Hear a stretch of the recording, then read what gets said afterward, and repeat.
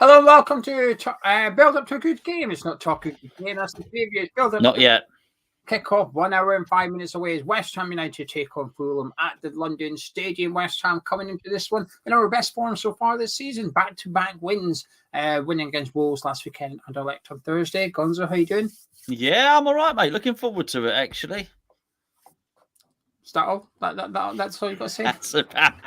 Well, no, mate, you know, you get this early point. It's all anticipation at the moment. You know the team. I don't know the team. The chat probably know the team. I don't know the team. I'm ignoring the chat until the team is announced. So I'm on tenterhooks here. I'm just waiting.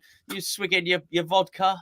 You pretending it's Highland Spring. We haven't started losing yet. We're all right. Absolutely. I'm just ready, mate. Yeah, I'm looking forward to it. Massively looking forward to it, actually. Big Fulham news as well, of course, is Mitrovic available? Rumours are Mitrovic is not even in the squad today.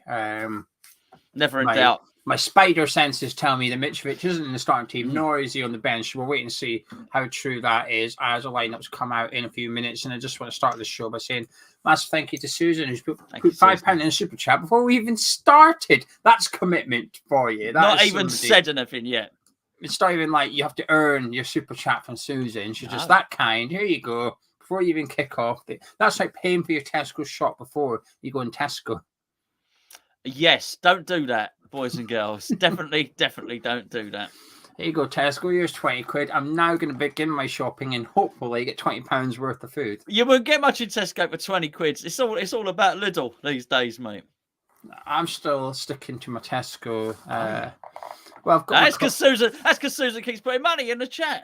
I've got Club Card Pro, that's why. So you get Club Card Pro. You get it costs you £8 a month, but you get 10% off twice a month.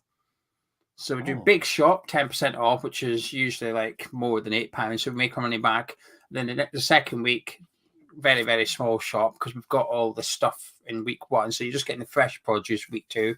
Week 3, big shop. Week 4, small shop. You are far more organised than I am, my friends. Anyway, the team will be out in a couple of minutes. Eric, you should get some good news while. Stop! Just stop now. You're giving the game away. Take your headphones off a second. Are you spoiling the site? Well, take your headphones off. Telling me what Father Christmas is bringing on Christmas Eve. Well, Tide, I don't think you're in for good news, but we'll wait and see when the lineups come out in just a minute. Did you insult me? No, I didn't. I didn't say anything about your height. This video is sponsored. Or weight. This video. Or age. Sorry. Can't confirm that. No. Chubby Lanzini. Absolutely. Just so you know, this video is sponsored by the OneFootball app, the best app on the market for the football fan, in my opinion, and in Gonzo's opinion. It's completely free. In about 2 minutes' time, we will get a notification on our phone saying lineups are out. West Ham against Fulham. You click it, it'll have your West Ham team. You click Fulham, and there'll be the Fulham team as well. It'll try and tell you the formation, who's playing where, as well as the starting 11 and the bench. And sometimes it comes out faster than the teams put it up on their social media as well. But it's the best way to keep up to date with the latest going on at your club, but not just your club, also the big headlines from around the Premier League, the Europa Conference League, so on and so forth. Of course, the Euro 2024 qualifying group stage draw was done this morning. Gonzo, who did England get? Italy.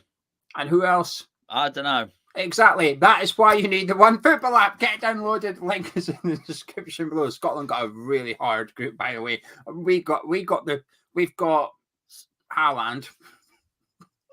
Well, actually, they got Odegaard. They've got Haaland, Georgia, who have like one of the best players in European football at the minute. That guy, that pronounce his name, plays for Napoli. Yeah. We've got mugged right off by the draw today. But could have been worse. You could have been in England's group with Italy and whoever else. You've got Malta. I love Malta. Nice place. Nice place. You've got Ukraine. Well, what can I say? Not good. Anyway, yeah, I'm looking forward to the game today. Actually, I feel a lot more positive coming into this one. There's still a little bit of pressure on it because you beat Moyes, but there's all these like mitigation given. But it's only Wolves. But I say beat Moyes. We beat Wolves, but it was like, but they're the worst team in the league.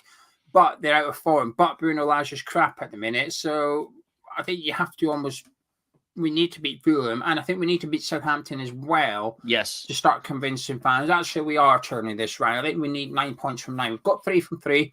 I think we need to pick up 6 from the remaining 6 starting today going into next week. But would you like to know the West Ham team? I'm desperate.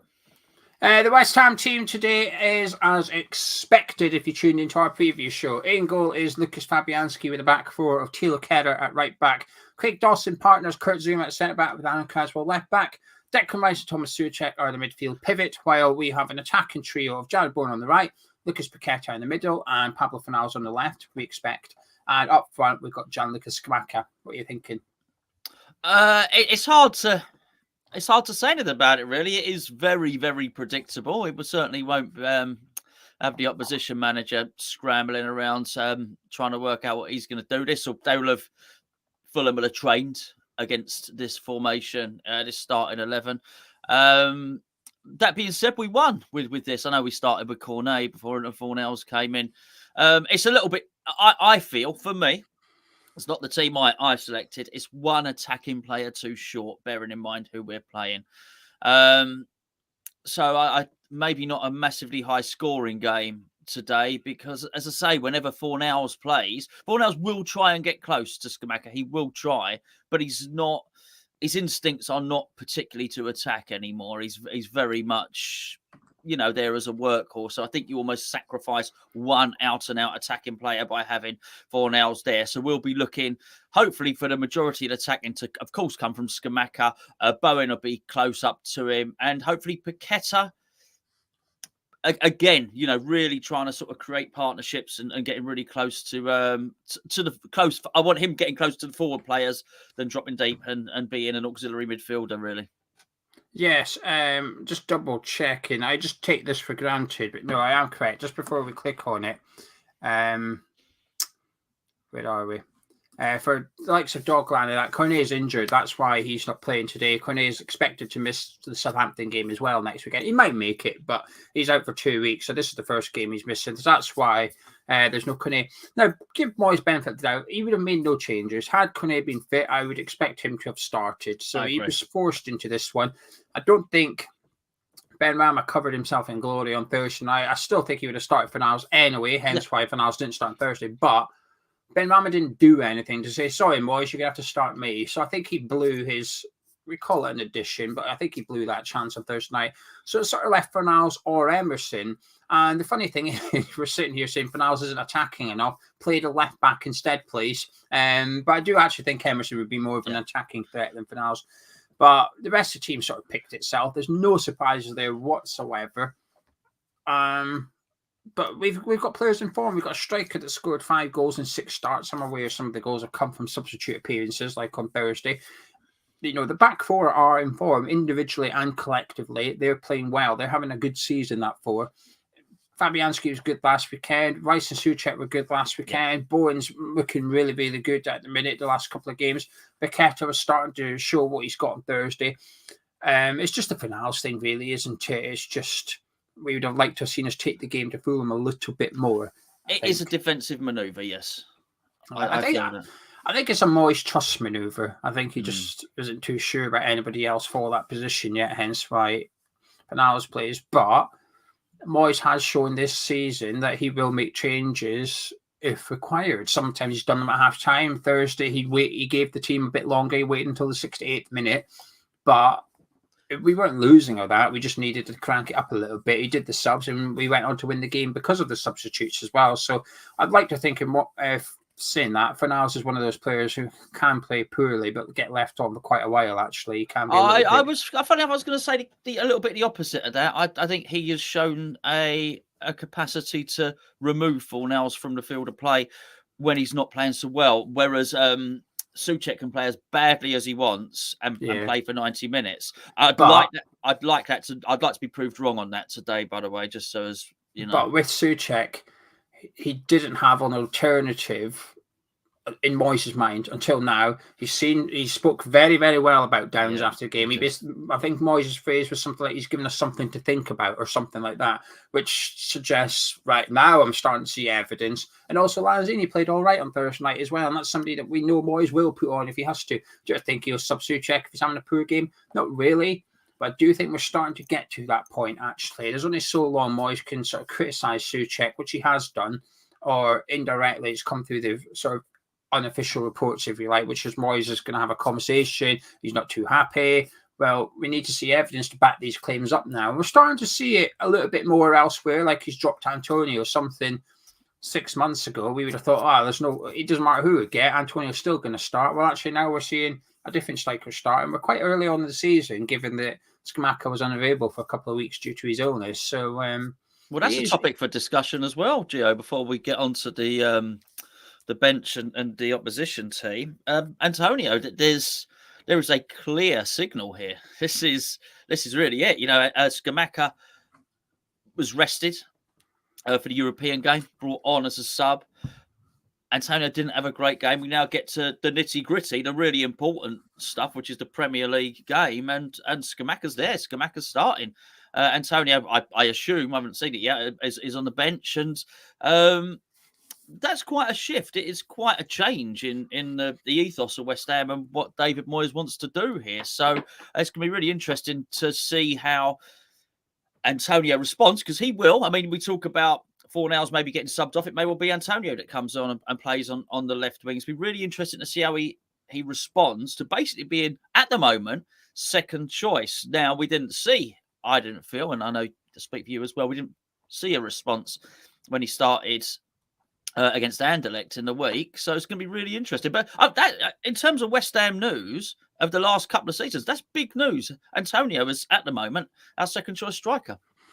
Right, the bench for West Ham, Mikel Antonio is on there. We've got Areola, we've also got WHUFUL, Johnson, Antonio, Lanzini, Downs, Ogbonna, Benrahma, and Emerson. Sort of the bench sort of picks itself as well, really. Cracking bench, isn't it? Lovely bench. The only person left out is Connor Coventry. Everybody else that's fit and available is on the bench because of Cornet and Aguerd being injured. So it's impressive. It is impressive, and and you see WHUFUL on there, and it's right. I want to see another Kehrer performance starting at right back. I want to see more. I'm intrigued to see more from him, certainly. So that's a good thing. But that is a really good bench. It's good options. Right back's covered, left back's covered, centre back's covered, centre mid, left wing, right wing, striker. Every position in that starting 11 is covered on that bench. Doesn't matter which player gets injured, you know who's coming on. I know, and if the right back gets injured, we still don't know who's coming on. Left back, it could be Johnson or Emerson. But my point is, there's cover there. It's not there's no square peg round hole. It's round peg round hole, regardless of who in the first team has to be removed. Anyway, shall we take a look at the Fulham team? Yes, please. No surprises for them either, really. We've got they do their team in a funny way, unless they're tricking me here. Where's Diop? Hang on, they've done something here. It looks like a back three here, or. Have they stolen Diop? Have we signed him back? I'm going to read this team out, and we're going to have to work out what Fulham are doing. They're either playing a back four with a winger at right back, or they're playing a back three with wingers at wing back. So for Fulham today, they've got Leno in goal, and they've got a winger in Bobby Reid. They've got two centre backs in Tosin Adarabioyo and Tim Ream. Left back Robinson. Their centre midfielders we do know, which is Harrison Reed and Palina as well. They've also got Dan James, Andreas Pereira, Cabano, and the striker is Vinicius. So either Reed is playing right back and well out of position, or they're playing a back three or Robinson in there. So it looks like they're going to be playing, according to the Fulham graphic, Bobby Reid is right back, but you can't really take that definitively. They do have options. Let me just run onto the Fulham bench and we'll come back. Charlie, put the Fulham bench up because this is what makes it even more confusing. You've got Rodak, who's the keeper. You've also got Shane Duffy, centre-back. You've also got Diop and Babu, who is a right-back. And then you've also got Tim Kearney, Onama. Harry Wilson makes the bench. That's big news for Fulham fans. Yeah. And they've also got Harris and Goddo as well. So they've got a right-back on the bench. So I think it's a back three, Yeah, well, It's who difficult. knows? It is difficult. It's particularly when you've got two players called Reed in there, and they've got James and Vasinius, and it's hard. Anyway, I don't bloody well know. I'll tell you what I do know though is that Robinson's very, very fast, and if he plays at left back, which is where he plays, I think Yeah. it's the guy that was at Wigan, right? Anthony Yeah. Robinson, yeah. Yeah. That's gonna be interesting. I mean, Bowen don't want to get in the foot race of him because he'll lose. So it's gonna be Bowen's gonna be wanting to cut inside and cause a bit of damage on this one. So that's gonna be interesting. Be an interesting game. Funny enough for Kara there, really. They're gonna want to double up there and do an overlap or an undercut. I'll tell you what though, this makes the lack of left winger even more frustrating. If Bobby Reed's right back, because actually I think it is a back four. I'm looking at it now, and it looks like a back four. If Reed is right back, that's their weak spot right there, and we've got Fanals to run at him. It's a bit frustrating because this is where if Benrahma or Emerson were starting, you'd be very much saying to the player, look, get at him, just get at him all day. He's not a right back. He will work hard. He's very reliable. It's like us playing Fanals right back. You know, you'll put a shift in, but he's not a right back. You will be able to catch him out on occasions. So there's a real opportunity to get at him there because we put sort of Fanals in there. I think almost like, I mean, maybe that's part of Marco Silva's thinking, which is West Ham play Fanals out there. I won't need to put in a right back. I'll be able to get away with a makeshift player there. So the bad news for us, I guess, is Harry Wilson being on the bench. They've got a game changer. Just back from a lengthy injury. He's been injured since the end of last season. But yeah, Fulham team, it's sort of bar the right back. It's sort of pretty straightforward. Yeah, well, we think it's hard to know what they're going to do. Yeah, Wilson on the bench he's a factor, but I mean he is still. Let's be fair, he's good at set pieces. He's got a good long range pass on him, but he's failed at a couple of football clubs as well. Let's be perfectly honest. So I mean, he's not a world beater there, but he will be important for them for the remainder of the season. That's for sure. Hopefully, he stays on the bench and they don't get a free kick. No Mitrovic though. So even if he is taking set pieces, the guy to aim at's not in the squad. No, certainly from wide. But I mean, he can bang one. He's left-footed, isn't he? He can bang one in with from like 25 yards just outside the D and stuff like that. We don't want to be conceding. If he arrives onto the pitch as a substitute, we certainly don't want to be conceding any fouls in sort of central areas, 25, 30 yards out, because it could be a little bit tricky there. But apart from that, easy enough to negate. He's not quick. So, yeah, I think we should be able to defend well against him. Yeah, good news though. No Mitrovic, not even on the bench, not risked today by Fulham. And we discussed it in breakfast show, and I think I sort of worry about it more than you did, but it's definitely a boost not seeing him there. Although Vinicius is an unknown quantity actually, and will bring something different to that Fulham team. I don't know loads about him. We haven't seen him in the Premier League yet because his minutes have been very, very small due to Mitrovic's form and being fit up until this point. Came on against Newcastle, but was completely isolated. So it'll be interesting for Fulham fans to have a look at him. But it's a decent enough team at the end of the day. They've got, Robinson's back fit. That centre midfield strong for them. Reed and Polina, I think, is going to make it difficult for Paqueta. We saw Paqueta with loads of room on Thursday night.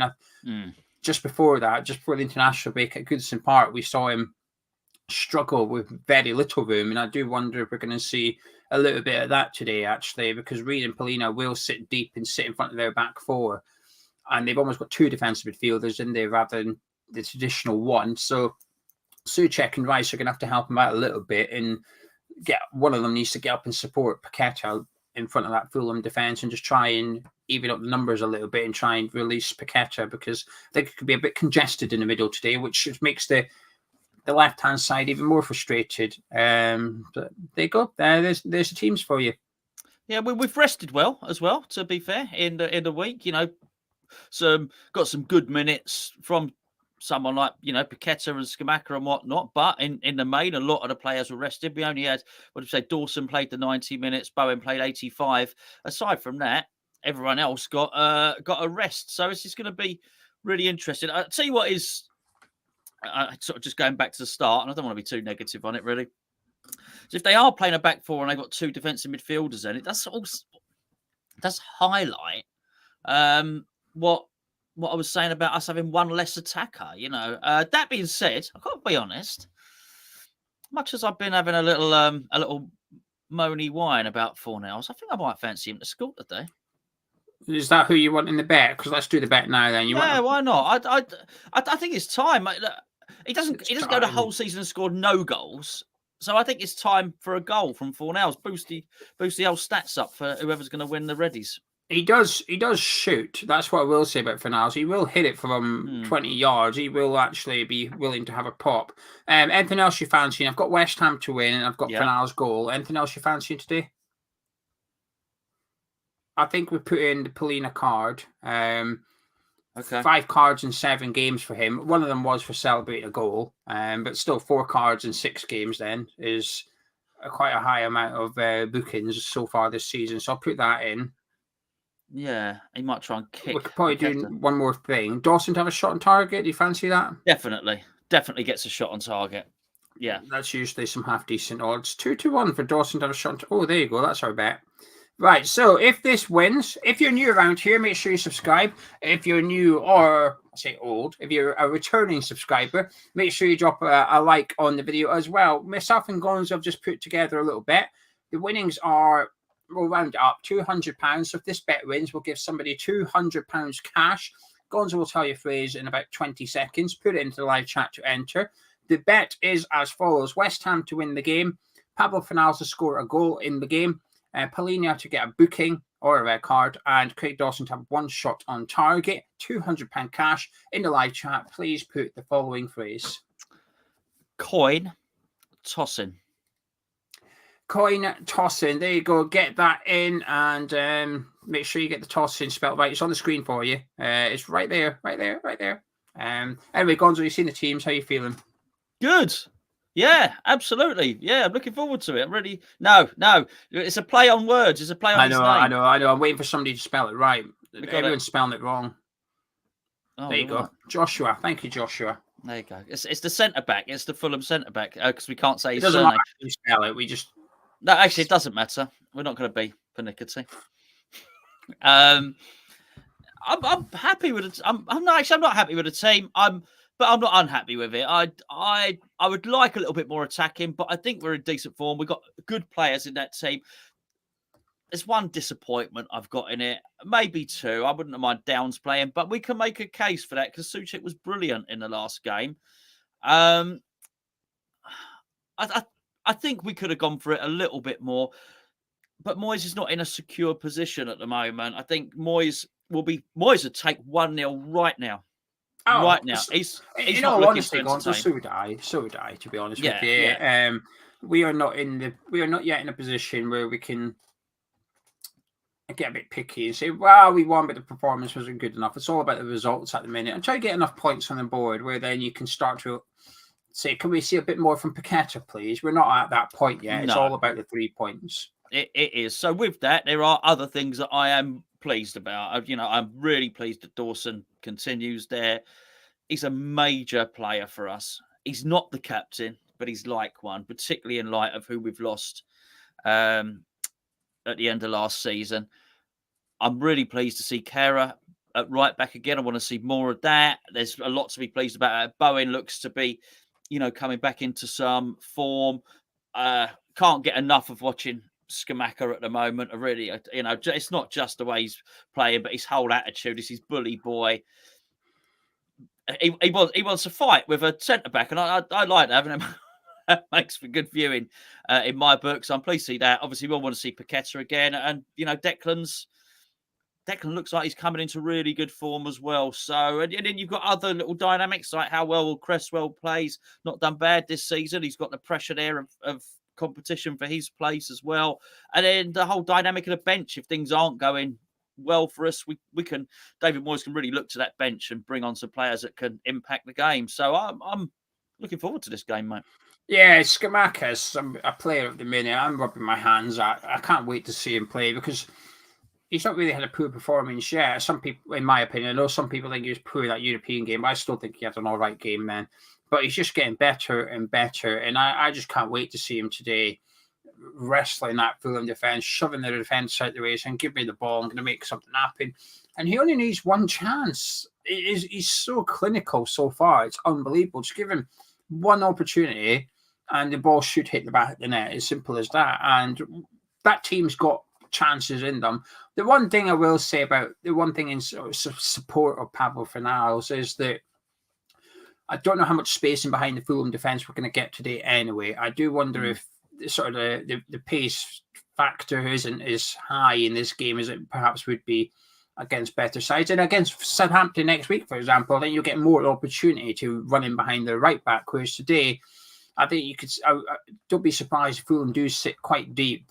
You look at their average possession rates. When I spoke to Sammy yesterday, he was suggesting that they're hard to break down and they sit back and they don't mind giving you the ball. Saying, there you go, what are you going to do with it? And actually having, I guess, then your most technical player in the team is probably better. And I would argue that Fornals is greater than Benrahma at that, and possibly better than Emerson as well. Now, that doesn't always translate to creativity levels and stuff, because statistically Benrahma is our most creative player this season per 90 minutes.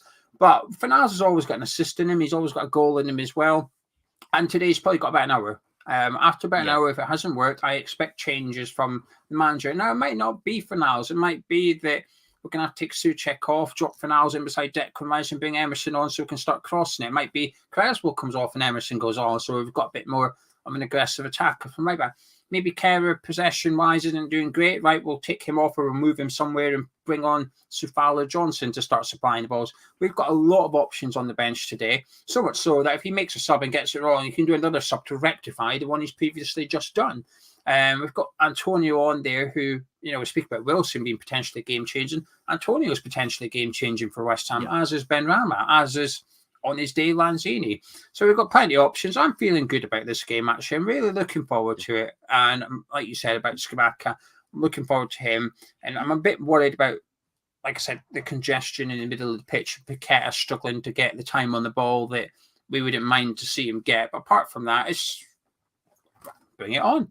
Anyway, if you're watching in the live chat, please do put your thoughts in about the game. It could be about the West Ham team, the Fulham team, any hopes or worries you've got.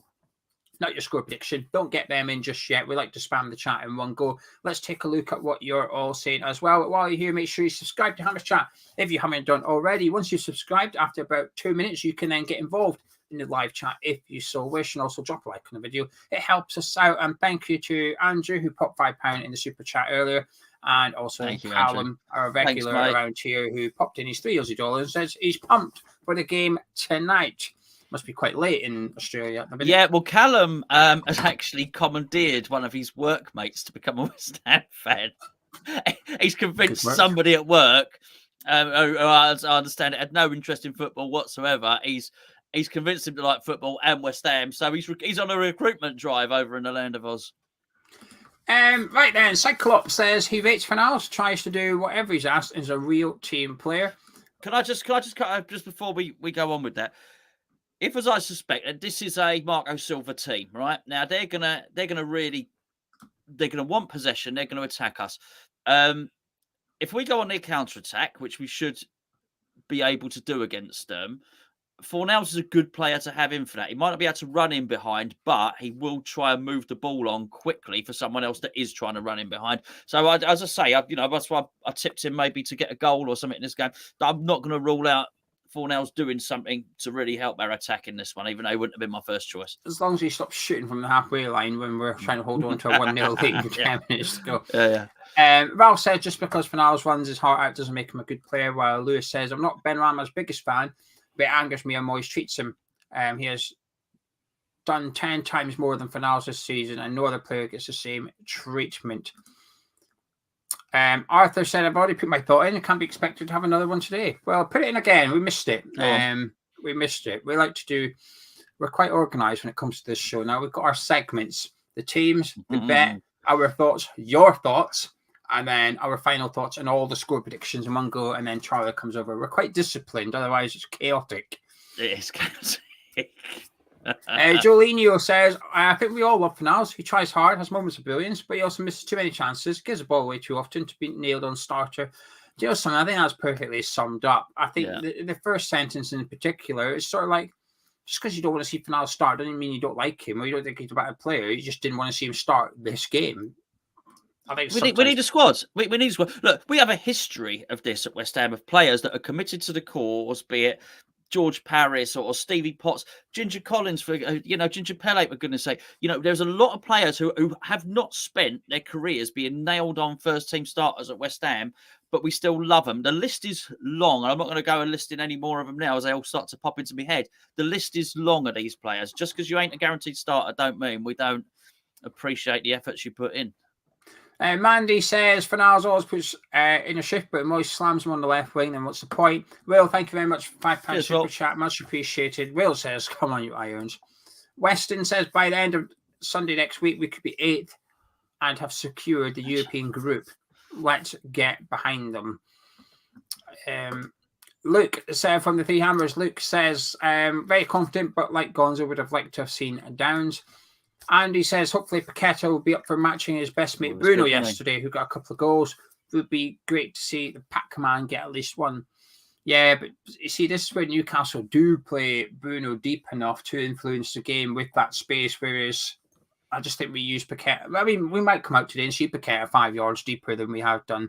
I'm hoping we do get him on the ball and get him to... Yeah, absolutely. Well, it's about confidence as well. Give him the confidence to do the stuff that he wants to do. James didn't mind Fornals attempting the halfway line shot.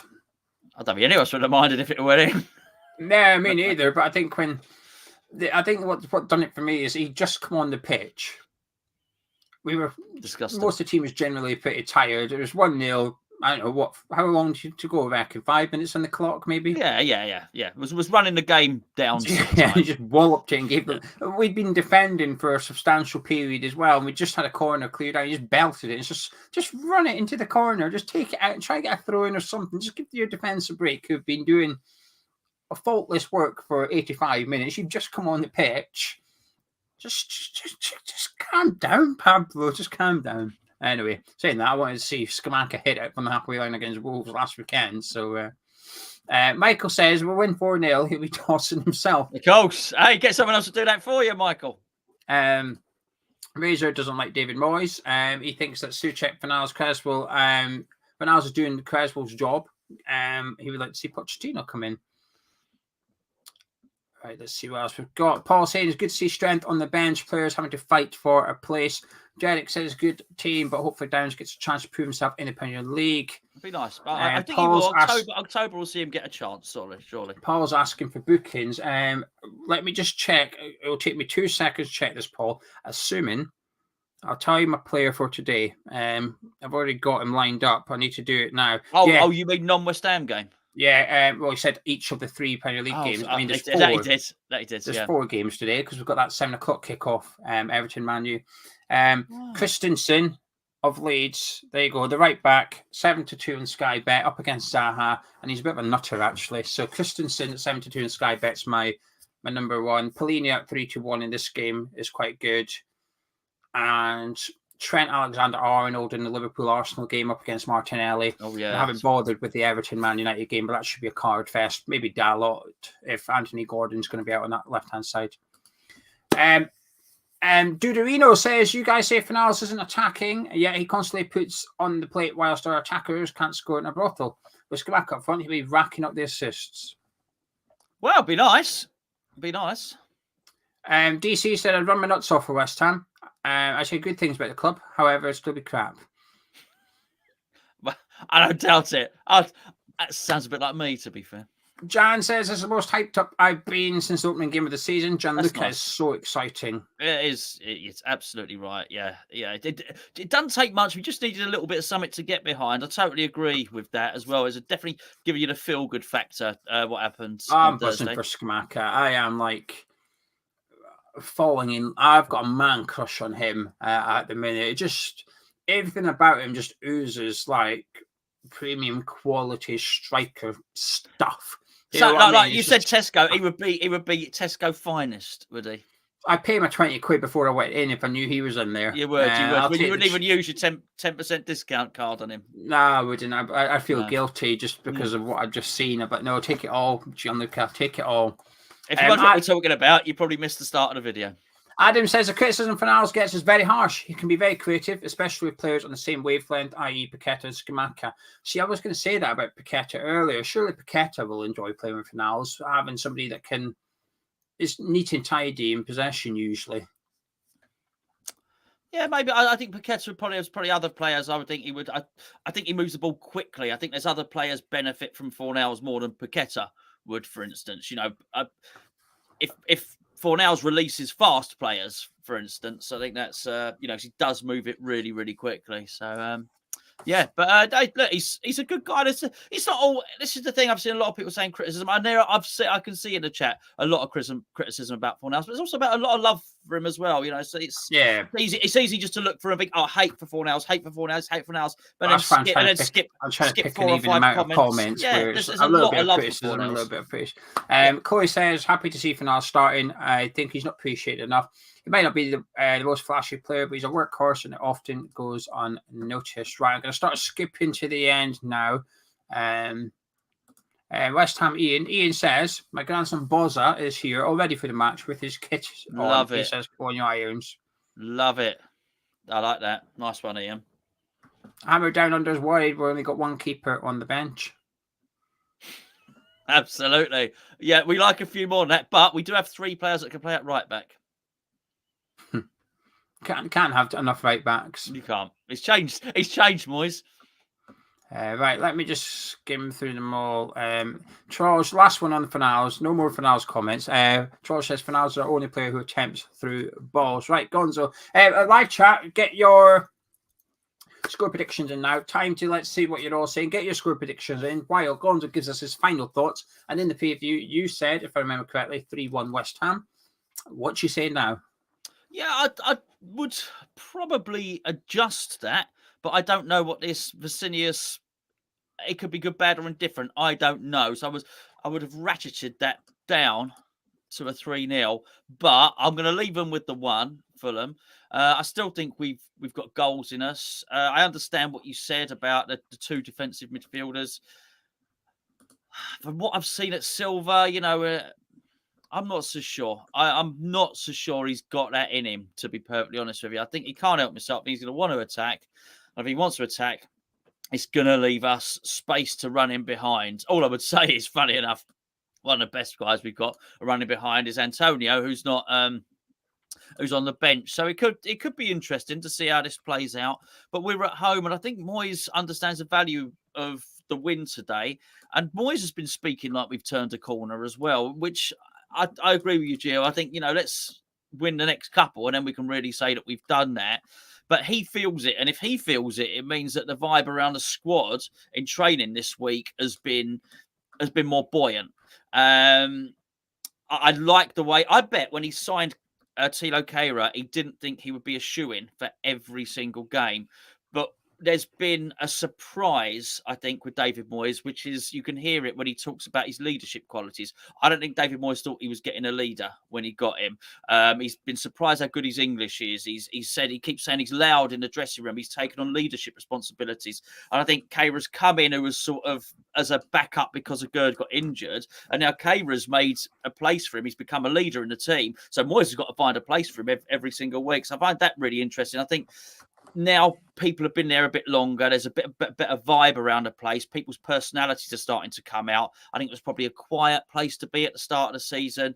So I think now a little bit more confidence. We should start seeing a more expressive, that's starting to express itself in the way we play. Basically, more goals. I'll be honest with you. Going into pretty much every game while he's starting with Scamacca and the team, I can't predict us to lose because we've got somebody that needs very little chances. He can be quiet for 60 minutes, turn up for 2 minutes, and we're 1-0 up.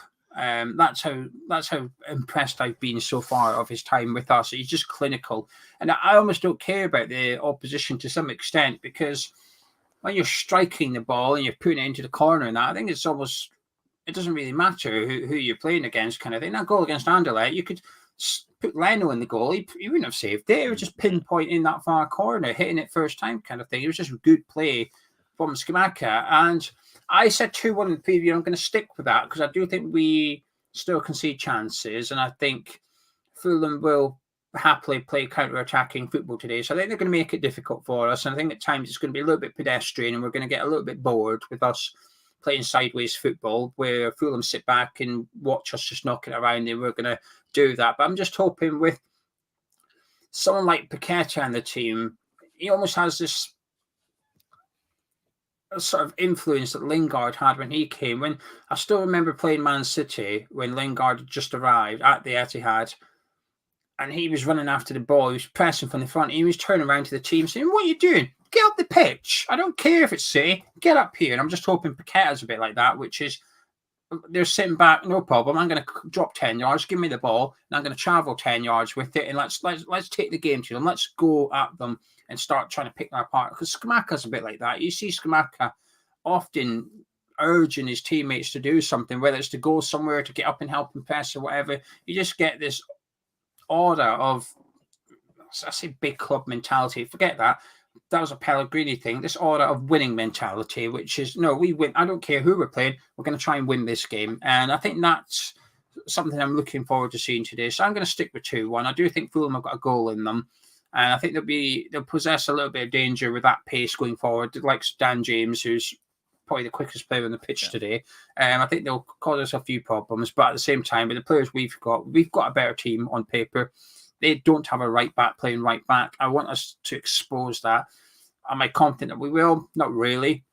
But if it's not working after 10, 15 minutes, I almost want to see Paqueta say, "Fornals, you go in attacking midfield for 10 minutes and let me have a pop at him. Let me start my skills and go one-on-one with him and test him out defensively." So that's what I want to see. I don't want us to be boring. Just try and win this game. I don't care how we get it. We need 3 points. So, and Gareth is correct. I am tossing over Scamacca. He is bloody good. I've been that impressed. Anyway, Mr. Walsh, you just woke up. I don't know what you're talking about. I'm wide awake. I've been awake since the crack of dawn, mate. And by the crack of dawn, I mean when I messaged you earlier to be there. I'll be there in a minute. Yeah. I haven't read it yet. It was about 3 minutes into the show. How are we? More awake than you. Yeah, well, there we go. We'll get there. Look, Gio, I'm excited, yeah, because they don't have what's his name? What's the big man's name? Mitrovic. And I think he's brilliant. I've been banging on about him for years, right? I think he's such a baller, and the fact he's not there, bruv, this is light work. I don't know what we're all worried about. I'm a bit of a plastic Mitrovic fan, a bit of a Johnny Come lately. Do you know the whole, but can he do it on Stoke on a rainy Tuesday? I was a bit like, can he do it in the Premier League full stop? And turns out he can, really. This is the weird thing about that argument. His first season in the Premier League, when he was still a teenager, he scored like 10 goals. Yeah, but then when the last time he was in the Premier League with Fulham, I mean, it's massively put me off Scott Parker, if I'm honest with you. Do we know if he has scored against Stoke? It's a great question. Probably. Away to Stoke, not just against Stoke. That is the barometer. I'm going to go quickly find that out, actually. He must have, right? They've been in a championship together. He scored about 400 goals last year. You'd imagine he scored against them. Yeah, he probably did do it, even just like Charles said, even just last season. I scored in Stoke a few years ago on a Friday night. What was his name? Alexander. That's what you're asking. I asked for that. Right. I can't see Stoke on his list. So he can't do it. No good. He's definitely played against them. Oh, here we go. Right, he's played against Stoke 5 times. Oh. And away to Stoke they lost 2-0. At home to Stoke they won. Home to Stoke. Oh, away to Stoke last season they won 3-2, and he was injured. So no, he can't do it. He can't do it away to Stoke on a windy, wet night. Do you know what? I've changed my mind. My mind. We're screwed. It doesn't make a difference. He's rubbish. Yes, that's it. Absolutely. It's done. It's over. He had the chance, and he fluffed it. I wonder who the best ever striker is or player. Full stop. You know they say Harry Kane's always scores against Brighton or whatever the case may be. I wonder who scored the most goals away to Stoke. That would be the world's best player. It's got to be like Jordan Rhodes or something, isn't it? Someone that's permanently in the Championship. That's what I was thinking. Yeah. Who's the Scottish striker? The one who popped around a bunch of clubs at one point. I'm sure he went to like. Oh, the one that was at Sheffield United. Maybe. Ollie McBurney. No, he can't score a goal, can he? No, I'm thinking the guy who was like this was a couple of years ago. I reckon he probably went to Forest at one point. I reckon he went to I can't remember, little geezer, small head. I can't remember. I think he can you imagine if he was a big geezer with a small head? Because that would look really odd, wouldn't it? Oh, well, he'd be me, but just a massive head. But no, he moved like twice in a row in the Championship for like 12, 14 million before this was like a thing that happened regularly. Jordan Rhodes. No, it wasn't Jordan Rhodes. It was someone else. I think it's the guy that ended up at Sheffield United. Oh, Ross McCormack. Not McCormack. Yes. Whatever you're talking about. The guy you're talking about. Is it Ross McCormack? I think it's Ross McCormack.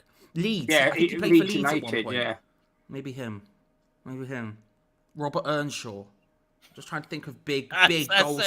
Big Championship goal scoring boys, you know? Yeah. Jermaine Beckford. Oh, he could score at Stoke on a windy night.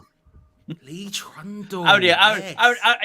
He could only score a 40 yards with a 40-yard dribble on a rainy night in Stoke. No tap-ins. Anyway, right, we better get going. Charlie, you're going to have to get this back on track with the West Ham Fulham game. Billy Sharp, that's what I was thinking about. Billy Sharp, what a baller. Anyway, we're going to disappear. Charlie, it's all over to you, my friend. See you later. Thank you, Gia. Thank you, Gonzo. There we go, ladies and gentlemen. Just a brief trip into the history of Championship strikers. I hope you all enjoyed it, and I hope you're all having a good day, because I'm excited. I can't lie to you. I'm looking at that lineup. We'll go for it properly in a second, and I feel like there's something for us in this game quite significantly, and it's not just Mitrovic. I just there's something about the lineup that we have that's giving me a lot of confidence. But I'm just loving some of these shouts. Lee Trundle was a baller, genius. Trundle has skills. Yes. How are we all? I hope you're well. On a scale of 1 to 10, let's start with it. 10 being the most confident possible, 1 being the least confident possible. How confident are you of a West Ham result today? Could be a draw, could be a win, whatever you think of as a West Ham result. How confident are you of having that? And while we do that, while we talk about that, let's go through the lineup, shall we? Let me press this button, and I have to press this button, and I have to press... Which button is it? I always forget. I'm going to say it's this one. Oh, it is that one, yes. There we go. West Ham lineup as such. Fabianski in goal with Kera, Dawson, Zuma and Cresswell. We assume at this point in a back 4. Rice and Souček directly ahead of him in a double pivot with 3 behind the striker of Paqueta, Fornals and Bowen with Scamacca up front. That's the way we're looking from the get-go. I reckon it is a 4 at the back. I'm looking at it and I'm saying that is a 4 at the back. I think Kera at right back makes sense. And the reason why this excites me so much, without even looking at the Fulham bench, is that David Moyes has actually made changes. And I mean changes to what he would usually do. Because if I'm being honest, I would have quite comfortably have expected David Moyes to go straight back to the usual. He's putting Antonio back in. He's doing this. Do you know what I mean? And the fact that the players have played so well to the point where he has to have kept Scamacca in. He has to have kept... I mean, Paqueta was getting in there, but he Kera at right back. These things, especially with Johnson back, these are really good signs for me that we're actually looking to move forward into the new step. Move forward into the new world, and I'm excited about that. The bench is Areola, Coufal, Johnson, Antonio, Lanzini, Downs, Ogbonna, and Ben Rama, and Emerson even. I missed out Emerson there, no disrespect, I'm sorry, Palmieri. And a very strong bench. I mean, don't get me wrong, like, I can't really see many weaknesses in it. You'd maybe want a sort of winger, but then Ben Rama can do that. You've got centre backs, you've got full backs. Johnson as the right back probably coming on, and Emerson as the left back. I probably wouldn't want to see Coufal take him out the firing line for a bit. You know, there's a lot of good stuff on that bench. It's just an exciting lineup. And Fulham's, as Gia was saying, is a bit all wonky. We'll figure out what happens when it's on the pitch. But let's assume it's as it's being shown here, because when I was doing the teams, I couldn't figure out whether it be Cabano or Decordova Reed at right back. But let's assume it's the one that is here. Leno, Reed, Bobby Reed, Tossin, Adebayo, of course, Lee, who we were linked with very heavily at one point, and Ream at centre-back with Robinson at left-back. Reed and Paulinho, double pivot, very important for them. They look very, very good. With James, Dan James, Andreas Pereira, probably Cabano, and then Vinicius up front there. Bench Rodak, Duffy, Diop, Mbabu, Kearney, Josh Onoma, former Spurs youth guy, was that? Harry Wilson, Liverpool youth guy. Harris, who I don't really know much about, and Godot.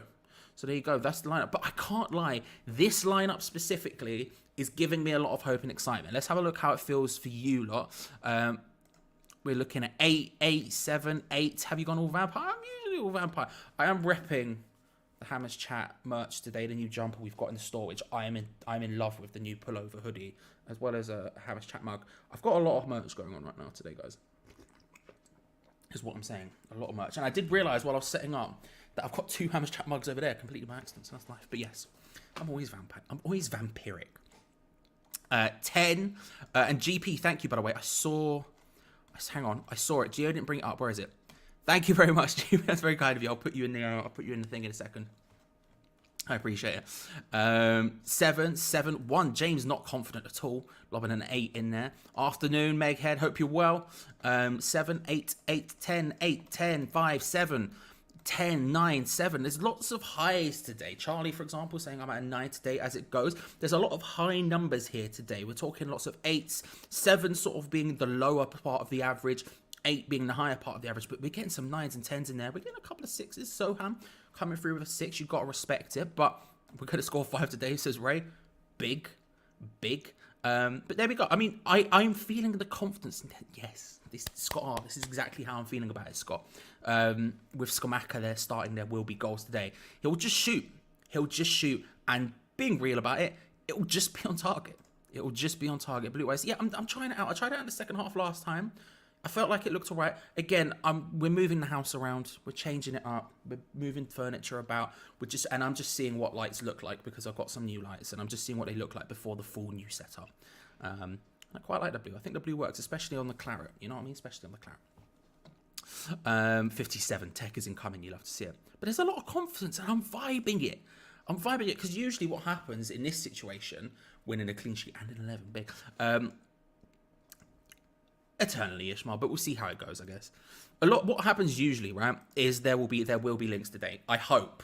I haven't spoken to the mods because I never do, and I know one of them was out last night, so we'll see what happens. But I'm hopeful there will be links today in the Discord, which we'll get onto in just a second. We'll get onto in just a second. But usually what happens, big. I'm very jealous. Is that we have sort of mid confidence in the pre-game. In this situation, we have a lot of pre-confidence. But then when we get to the score predictions, lots of people sort of predicting wins. Good day, Gareth. Hope you're well. Whereas now it just looks like it's just a big old bunch of confidence, and I'm here for it. Good to see you. Good to see you, Chuck. Hope you're having a good day, my friend. Hope you're having a good day. And I'm kind of about that life. You know? I'm looking at that team. I'm feeling confident. You're looking at that team. You're feeling confident. And I'm enjoying that fact. Someone asked, though, about streams. If you were looking for a way to watch the game today, because, of course, it is not live in the UK, because, God forbid, we are able to watch the thing taking place just down the road. We're not allowed to do that. So instead, if you're looking for a way to watch it, or you're abroad so you can't watch it for whatever reason, then there are definitely ways you can do it. If you scroll down into the link in the description below, there's a bit there called Join Our Discord. If you click on that, it's completely free to join. Lovely Hammers Chat, West Ham community. We can chat about anything. Any clubs, fans are welcome. But more importantly, on the left-hand side, there's a bit called Stream Links there, and you'll find what you're looking for. Probably just after kickoff, I would presume, because the earlier the kickoffs, the worse it is for our mods. Mainly because some of the people who do it are in America, and some of the people who do it are young, like younger than even me, which is not difficult. I'm old at this point, so it helps. I see 4 nows in the lineup. I see negative football, to be honest. Just give us the 3 points. 4 nows is another question here. And I can understand that. Good to see you, English 4. Hope you're having a good day. I understand the idea of the concern about Pablo Fornals, right? I do. But what I would say about Pablo Fornals is this. His defensive qualities potentially allow the likes of Paqueta, Bowen, Skamaka to sort of not be as defensively minded. I was watching a video recently of Jose Mourinho talking about his tactics at Real Madrid and moving Cristiano Ronaldo up front, and saying that the idea of Cristiano moving up front against Barcelona was specifically because they had good fullbacks and he was never going to track back and it was going to be a bad time, right? The one thing you look at when you look at Fornals is someone who doesn't attack enough, which I can understand. I think he's really good. I like him more than other people. I'm fully too much of a defender of Pablo Fornals. I will happily admit that. But what he allows you to do is have that sort of defensive quality that other people won't have and potentially wouldn't give you. And so if you have other players who you want to be sort of more attacking, having a player like Fornals doing that hard work, doing that graft, can potentially allow you to sort of be a bit calmer on those players and let them go forward. Is that the case? Probably not. We know what David Moyes is like. Everyone defends. But that's the way I like to think he gets included. And even if he's not in form like he isn't at the moment, I think that also, realistically, he's one of the best passers in the team. So if you want to try and control the game, he's kind of important. He will be able to allow you to control the game more than any of the other options we have on the left wing. Ideally, though, I've spoken about this on... I spoke about this previously, for example, on Hammerlytics, our Patreon show, patreon.com/HammersChat, if you haven't already, link in the description below, where we talk about, stats and analysis and tactics and all that nonsense. 4-3-3 is the way I want to go. I want to see a 4-3-3. I want to see Fornals in a 3, Rice, Fornals and Paqueta, and then get someone else on the wing who's really going to be on it. Ben Rama, probably. That's kind of my opinions on the matter, right? That's kind of my opinions on the matter. Also, by the way, if you are a patron, at probably about 5:30 today, there will be a Patreon podcast. That'll be exciting. Myself, Ray, and a guest will be chatting about the match. So patreon.com/HammersChat, link in the description below. Get involved if you haven't already. Also, he is a prop hammer. That's very true. I wanted Johnson for that game. See, the thing is about Johnson is I really want to see Johnson coming back into the team. I think he's been having a good season. I think now is his time with Soufal's form struggling. For now, I'm okay with Kehrer being in there. I think Kehrer being in there is all right. I can deal with that. He's been playing really well this year.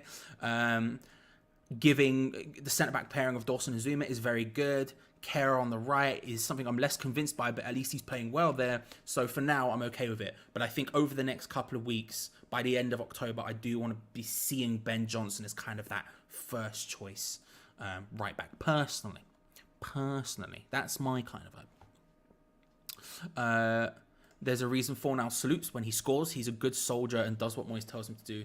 And that's the point, yeah. I mean, Moyes can only drop so many players once. He's made a few changes here. Let's be real, probably not expecting him to make more than that. Let's be real. Dave, thank you very much for the 250 into the full-time fund. Like button tastes like claret and blueberry. Lick it. Get in there, lads. Get on there. Do you know what I mean? Just flipping, get in there. Put a bit of swaz on the like button. I don't know what I'm saying. It's a scary time for us all, because when I start rambling, it's usually kickoff. But yeah, there's already been 221 likes, so flipping hell, lads. If we can get in there now, we could come on for we could be strong in the early situation here. We could be flying early doors. You're very quiet. Am I quiet for anyone else? Let me know. I haven't checked the levels, so if you haven't, so let me know. But Woody, good to see you. Hope you're well, Alan. Hope you're having a good day, my friend. Hope you're having a good day. Skamaka is going to score 2 today. That's what I want. Stick Johnson left back. That's not a bad idea. Johnson over Kehrer is crazy talk. Well, I'm not known for talking sense. I'll give you that much. I'm not known for talking sense. Big Gabe is having a wonderful time. Big Gab, sorry. 2 whiskies and 3 cans in already. Smelling. Listen. I respect it. Could I match it? No, but I respect it. Am I loud? Well, there we go. Apparently I'm loud. Audio's okay? Okay, all right. Thank you. Appreciate it. Danny wearing a muscle shirt? Nah. Well, I do need an extra light on Danny. This is something I've realised, because the way the lights are, it gets all dark. Like I'm like the sun. It's like an eclipse. It's not good. And that's something that needs to be sorted out. That's just as muscly as he is. It's just as muscly as he is. Charlie, I can hear you in the US mouth. Freaking heck. Good work, Jeffrey. Good work. We love to see it. Right. We are about 7 minutes away from kickoff, so let's get on with Moyes' sub bingo, shall we? Are we putting it in put the subs on the picture? There we go. This is where we predict when David Moyes will make his first substitution. You don't have to pick the player, although I do have them up there if you want to add a little bit of sauce to it. But if you want to get involved, all you need to say is what minute David Moyes will make his first substitute. Now, it's been a bit of a difficult one recently. He's actually started making subs at normal times. Now, not every single game. Sometimes we do get an absolutely insane late one, but he has been doing them early, so it's going to be a difficult. It's a more difficult one to predict. So lob in your predictions for sub bingo in just a moment. Elvie, you're speaking my language. First of all, thank you for the hairline comment. I'll be taking that all day. I'm going to go very grey very quickly. I can guarantee that. But I'll be taking that. Also, you're talking about language, Braun Strowman. Listen, I'm as muscly as he is as well. I'm a big guy. Do you know what I mean? I'm definitely like 6'4". He can lift up like an ambulance. I'll take it. Thank you very much. He lurks. He's a lurker, you know? He's like someone who would troll a forum and never comment on it in 2008. That's all I've got. There. I'm sorry for it. 90th minute, Brooklyn on for Moyes. Bold prediction. Paqueta score. You love to see it. Obviously, a half-time sub, says Ray. Well, hopefully it's tactical and not injury-based. Although with Moyes, again, I doubt it. But, you know, he has done them this year. Antonio in to score. 64 minutes, 69, 65. Danny looks like a menace. Danny looks a bit menacing in the dark. Just cover him up fully there. Antonio, 60th minute on. I think Antonio is a strong shout for coming on, if I'm being honest. I'm looking at it and I'm saying Antonio coming on is probably one of the people I would expect most. Also Lanzini. 62 minutes, 55, 72, 64. Thank you. I mean, it has happened. Tommy's come on for me at halftime before when I did my back in. So it has happened.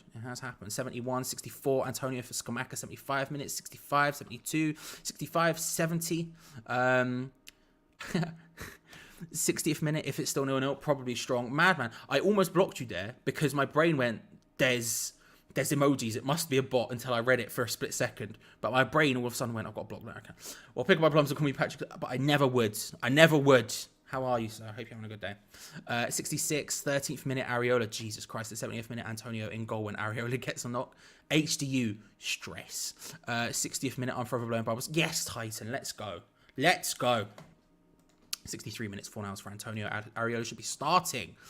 Should advise him to do that. Well, I mean, I don't want them to get involved in the running of the team too much, to be fair. Although I can understand what you mean. But I would prefer Areola to start as well. But again, at this point, I think Fabianski's played well enough to where I'm not too concerned about it. 65, Antonio for fornicator. 34 minutes and 27 seconds. Big accuracy as per usual from Madman. So sort of a smattering across the board, mostly second halves. Not too many people saying about the injuries yet, although there was a 13th minute one which happens. Leon, good to see you. Hope you're well. So, you know, it is what it is. But I'm feeling it. I can't lie. I'm feeling it. Right. Yeah, I know. It would have been disgraceful for me. And I didn't do it. I need to be clear that I didn't do it. I had a second. I haven't seen him, but you know what I'm like. Charlie, we're winning this 3-1 and Paqueta's getting 2-piece. James, thank you very much for the confidence levels. I'm feeling it, ladies and gentlemen. We are just a couple of minutes away from kickoff. So the final question, as per usual, we've gone through the teams. We've spoken about individuals. We've gone through substitutions. The whole lark. Get your last minute score predictions in the chat. Let's get it going. Let's get it precise. Let's get it full stop. Let's get it.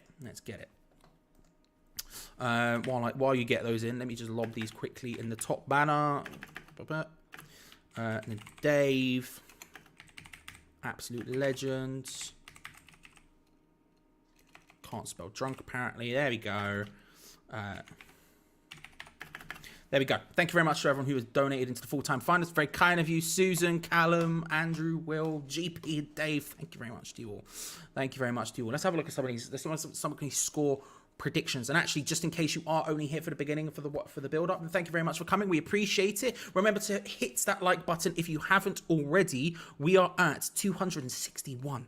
So one last push very quickly before kickoff and we could hit the golden 300 before kickoff, and that would be a beautiful thing. But while you're down there, make sure to subscribe and hit the bell notification button, because there is no other West Ham channel on this platform that did a watch along every single game last year. We were the only ones to do it. We do build up, we do watch along, we do reviews, we do everything. We cover the game, we do all of midweek stuff as well. So if you're looking for just West Ham content in general, then I would highly recommend you to hit that bell notification button so you don't miss out on future videos. But remember that if you're ever looking for a way to watch the game, if you're ever looking for a way to get involved with people during the game, do it right here. There is no one else who's guaranteed to be here, and I'm going to keep saying that until I miss one.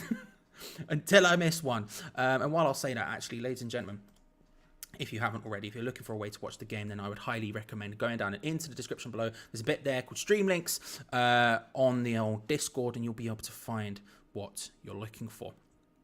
And then finally, before we go through the predictions and just before kickoff happens, I of course have time here. So if you want to know how far behind you I am, you can do that. OneFootball app. It's a beautiful app on your phone that allows you to follow only the things you care about, because you might not want to hear about every other team in the league, right? You might not want to hear that. And so what you do is you download the OneFootball app and you just click West Ham, and then it will only give you West Ham news. But maybe it's the league you're happy to watch with, so you might want to know about opposition and stuff, but you don't want to know about other leagues. Then I would highly recommend you still check them out, because you can just follow the Premier League. It allows you to find what you want. The OneFootball app is a beautiful app. We talk about it all the time because it's good. Also, they sponsor us, but also because it's actually good and we genuinely use it elsewhere. The OneFootball app, thank you very much for sponsoring us once again. I didn't mean to click on that twice. We're here now. Right, I'm clicking through, trying to find a definitely proper way to watch it. Of course, because I'm in my holiday home in North Idaho, because it is not on in the UK. So Danny is thankfully, kindly giving me a space. There we go. I have something. Let's have a look at some of these score predictions right before kickoff. For me, at least. Let's go through some of these last second score predictions. We have 2-1 West Ham, closer than we would like. Okay, 3-0. Ben taking that. 2-0 Defo, 3-1. 74th minute sub, says Robert Singleton. Yeah, okay. Okay. That's reasonable. That's reasonable, Rob. I was thinking about it, but that's reasonable. 3-1, 2-2, 1-0. Cheers all. Cheers, Scott. Good to see you. Hope you have a good day, my friend. 2-1 Skamaka with the brace. Easy 3-1, 2-1, 2-1. 3-2, 3-1, 3-1, 3-1, 2-0, 3-0. 2-1. Bowen and Skamaka. 3-0, 2-1, 2-1, 2-0. Bowen double. We'd love to see that. 2-1. Do you think West Ham will get a clean sheet? It's an interesting one. I think yes. I don't know how good Vinicius is. We'll see how that one ends up playing out. But I think yes. 4-1, 3-1. Link, Spencer, have a look at the Discord. If they're not there, they will be there soon. Otherwise, 50 bucks. 50-0, says Andy. You love to see it. That's just bold. 4-0, Skamaka hat trick. Again, would be very, very into that. I can't lie about it. Would be very, very into that indeed. Afternoon, True Cockney. Hope you're well. Hope you're having a good day. Score prediction, whoever plays Tottenham 5, Tottenham 0. You'd love to see it. Richard, good to see you. Mate, Reece Elliott, West Ham. Reece Elliott, are you related to Elliott Lee? I know you're not, but I've just been thinking about that because he scored for Wrexham the other day, and I didn't know, and I saw Wrexham was trending, and I clicked on it, and I see Elliott Lee's down there, bagging goals. What a time to be alive. Shout out Elliott Lee. 3-1 West Ham, Bowen, Souček, Soufal. Soufal goal, love that. Unlikely bell card, but I love it. 4-1, 4-2. 2-0 to the Mighty Hammers. There we go. Nice, Jay. Good to see you. Ladies and gentlemen, we are just a couple of seconds away from kickoff on my screen. If you want to know exactly how far behind you I am, then make sure to check that timer. That will tell you exactly where I'm at in the game. Once more, if you are looking for a way to watch the game, you can check the link in the description below for Discord. There are links available in there, probably just after kickoff usually, to sort of keep you up to date with everything that's going on. Otherwise, stick around for the rest of the stream, ladies and gentlemen, because we'll be here all through the game. We'll be here at half time. We'll be here all through the second half. We'll be here at full time. And then, of course, we have the full-on match review straight after. So, hey, come stick around. I'd love to see you. 291. We are disgracefully close to that 300 mark. Disgracefully close to that 300 mark. This stream is skipping. And by stream, I mean my television network here in North Idaho is skipping. So what I've done is I've clicked on a different one, and we're a minute into the game. So do you know what? We'll stick with that one. Come on, you Irons. Deploy the boys. All of that good stuff. Big bloody plays. It's the way it goes. It's the way it be. Let me get that timer accurate. Thankfully, it's still 0-0. Come on, you Irons. Let's go. There we go. We're in. Come on. 3-1, 3-1.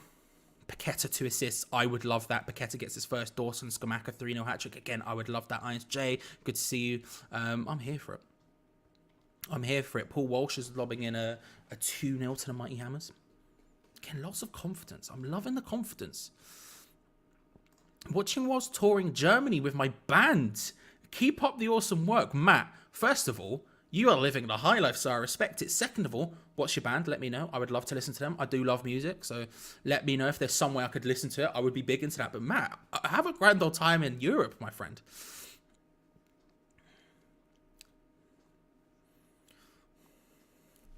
I'm interested to see, right? So who's playing this right back slot? This sort of trying to figure it out. I think it is. My gut says it is maybe difficult to read, but I need to look it up as it's going on. We are definitely playing the 4-2-3-1. There's no remnants of doubt there. I'm looking at the formation. That's definitely it. Bowen getting caught out in midfield there. Nice work by, is that Kero? Just flicks it in. Yeah, it was really good work by Kero. And Bowen fights it out, plays it out wide to Cresswell. He's got someone in the overlap looking for Sukmak a little bit over the top of him. Nicely done, though. Nicely done. A little bit of pressure there, Eddie. We'll take that. What would you do if more people got involved with Scott's traditional message? I would be more than happy with it. It stresses me out every time you say nice things about me because none of them are true. But I would be more than up for it. You know, I'm loving the vibes. I'm all about bits here, if it's not clear. I'm all about bits here, so... hello. Good to see you. Good to see you, Ritesh. Hope you're well. 3-1, Fornals gets 2. Skamaka, Fornals gets 2. Skamaka gets 1. Okay. Callum saying 2-0. We'll take, again, lots of winnings predictions, all of which I'll take. I didn't give my prediction. I'm going to say, I'll say 2-1. I'll give him a goal. Somewhere, somehow. Don't know where, but we'll give him one.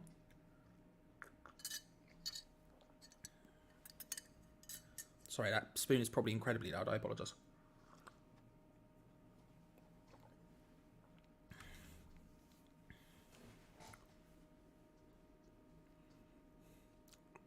Ball out wide to Declan Rice, who's striding forward with it.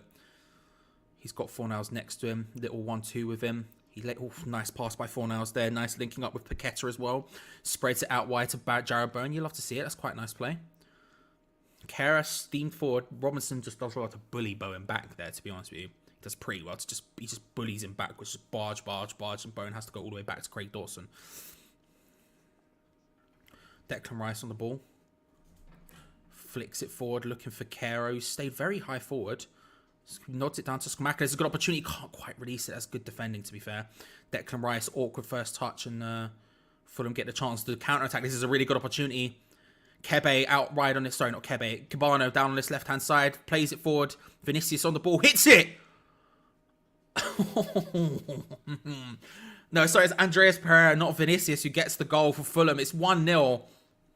That was such an easy counter-attack. And I'll be honest with you, Gio in the week did bring up the fact that he wasn't super keen with the idea of Kara at right back because he just didn't get back enough. And Kara was unbelievably high forward there. And they attack directly down the side he was meant to be in. And I'll be shocked. I'll be real. I'm shocked. I've got to look at it again. How the heck that goal goes in, I'm not sure. Cabano, it's a really nice pass in round the back to Pereira. I'm not entirely certain how that goes in. It's a nice pass down the line from Cabano, but Pereira picks it up, basically right on the edge of the box on the left-hand side. Zuma's relatively close to him, although probably not close enough. And he just smashes it in. Straight above Fabianski. Fabianski just paws at it. He's nowhere close to it. He just absolutely hits a pile driver. I'm not sure how that's ended up in the net whatsoever. He's probably, to use a term I don't like, you'd probably say the goalkeeper has to do better there. And it's 1-0, an easy as you like counter-attack, and a Marco Silva side who are in the lead and can now maybe afford to sit back a little bit. Left Dawson standing, yeah, bad pass around the back, just wasn't the one. Fabianski should have done better. Can Bowen score a hat-trick? Well, we'd hope so. Suresh, we'd hope so. Areola saves that. It was a nice finish. Look, I agree with you. It was a nice finish. I don't fully understand how the heck it's gone in, but it was a nice finish. Now Kera charging forward. We're going to get a corner on the other side of it. Not quite sure how that's happened, ladies and gentlemen. I'm looking at it. I'm still not entirely certain how it's happened. I blame the keeper there, not concentrating at all. There's a lot of people there who are at fault, I think. A lot of people. Fabianski, you'd probably mention. Like I say, Kera's nowhere near his defensive responsibilities. There's a lot of things there. Whipped in by Bowen. Dawson just gets played behind easily. Zuma's not as tight to him. He probably should be. There's a lot there going on. I said I'd give him a goal, and there it is. And they're on the counter-attack again here, Fulham. Dan James striding down the wing. He's got 3 West Ham defenders around him. He manages to keep possession of the ball and lay it off to Cabano, sorry. And it's going to be a free kick to Fulham. Free kick to Fulham as Kehrer dives in. Frustrating. Yeah, it's a free kick. It's a free kick. Kehrer looking sus at right back so far today. Looking quite sus at right back.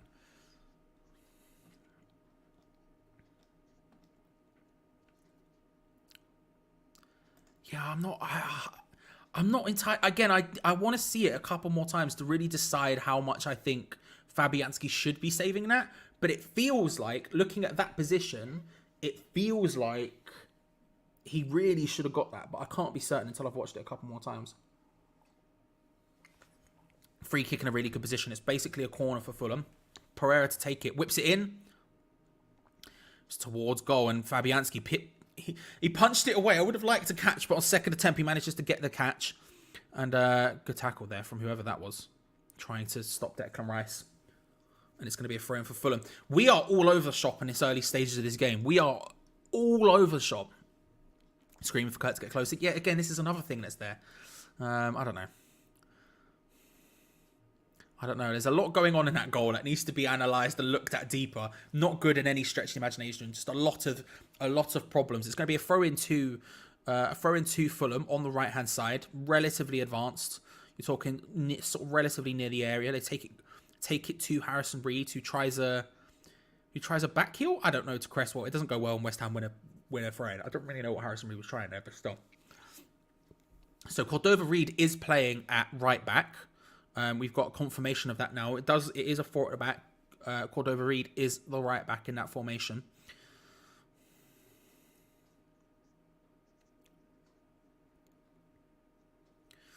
Marco Silva, of course, made his name as a defensive manager. And now he's 1-0 up away. He's going to get the opportunity to really test that metal. Skamaka does really well battling for that. Doesn't quite win it, but almost manages to stop it. I'm not going to lie. Johnson's might not be fit enough. If Johnson's not fit enough, then fair enough. I think the way we have lined up today is probably the correct way to do it. But I think there is potentially an argument to have played maybe even Dawson and Kehrer at centre-back. I don't know. We're raising questions now because it's gone poorly. But we need to look at how this plays out. Anthony Robertson's flying forward. He finds Vinicius can't quite do anything with it. And then it's played back to Fabianski and booted all the way up the pitch with no real accuracy or viv. But there we go. We keep possession of the ball. We'll take it. Pablo Fornals on the ball down this left-hand side. He's got Cresswell careering forward on the overlap. Back to Declan Rice. Souček. We begin the infamous horseshoeing with all of the pace of the Titanic sinking. You love to see it. Fulham get back to their defensive positions, and now we're just in a position where we're going to just have to try and find a way forward somehow. It's going to be a frustrating game. But then again, as Ray says, it is only 10 minutes. Well, you would see, to be fair, Brent, you would expect the possession wouldn't be different, right? It doesn't matter who your striker is really in a possession. You're looking at everything else. It does. I'm obviously simplifying it to a disgusting degree here. But it obviously does. However, it's not entirely surprising. It's more just the fact they've scored without him. That's the shock.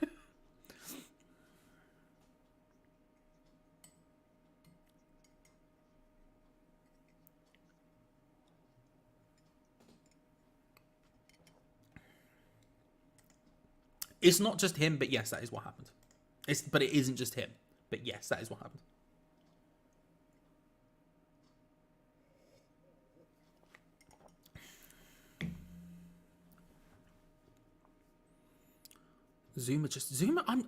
I've been convinced since the beginning of the season. There was a rumor going around before the season started that Zuma had picked up an injury during pre-season and he was playing with a knock. And he carried on playing, but he's just never looked the same, has he, this season? He's just not... There's been a couple of games where he's bossed it, but he's not been anywhere near the consistent Zuma we've seen over the last year or so. He's just go on, Skamaka working hard for that. Go on, Gianluca. That's what I'm talking about. Big plays, big work. You love to see it. He's just not looked the same. And there was a moment there where he passed it across to Dawson. And he just doesn't, I don't know, he just doesn't look comfortable. It's just a bit, I don't know. It just doesn't look comfortable is the way I can describe it. That pass looked so awkward. I don't know. It does worry me.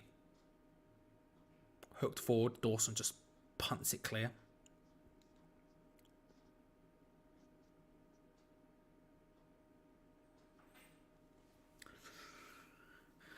Going to be throwing to Fulham down the left-hand side. It does look like it.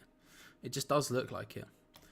Brian, good to see you. Hope you're good, mate. Yeah, again, we shoot ourselves in the foot by playing Fabianski instead of Areola.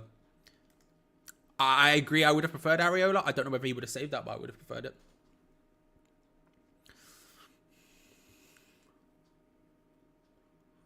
Not been a great start. Not been a great start. Fulham completely in control of the game at this point. Pelini, a nice ball. Really nice ball. Looking for Reed. High up on the right-hand side.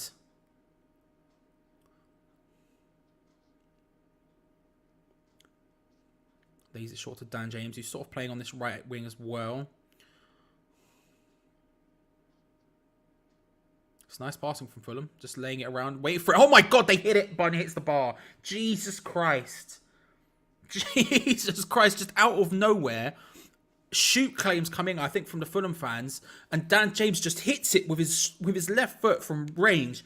Just snapshot from nowhere. It didn't really feel like it was in a dangerous position. But he unleashes an absolute beast of a shot with his left foot. Fabianski's got no chance. And he thankfully hits off the bar. But flipping heck. Flipping heck. We are being... I would hope not Seymour, but unfortunately it has, and we won another. Just an absolute pile driver of a shot from Dan James. I didn't know he had it in him. That confidence that we've been playing with recently just seems to have disappeared. There again, there was a moment down that right-hand side. We're trying to play it forward, Souček and Bowen, and it sort of ends up bobbling out due to a bit of mistouching, a bit of mispassing or whatever down the right-hand side. It ends up bobbling out, and both of them just sort of go... And again, it's that level of confidence that I think we need to get back in ourselves. Because right now, it just really doesn't feel like there's any in the team at all. And Wolves are in complete and utter control of the game because of it. Complete control of the game.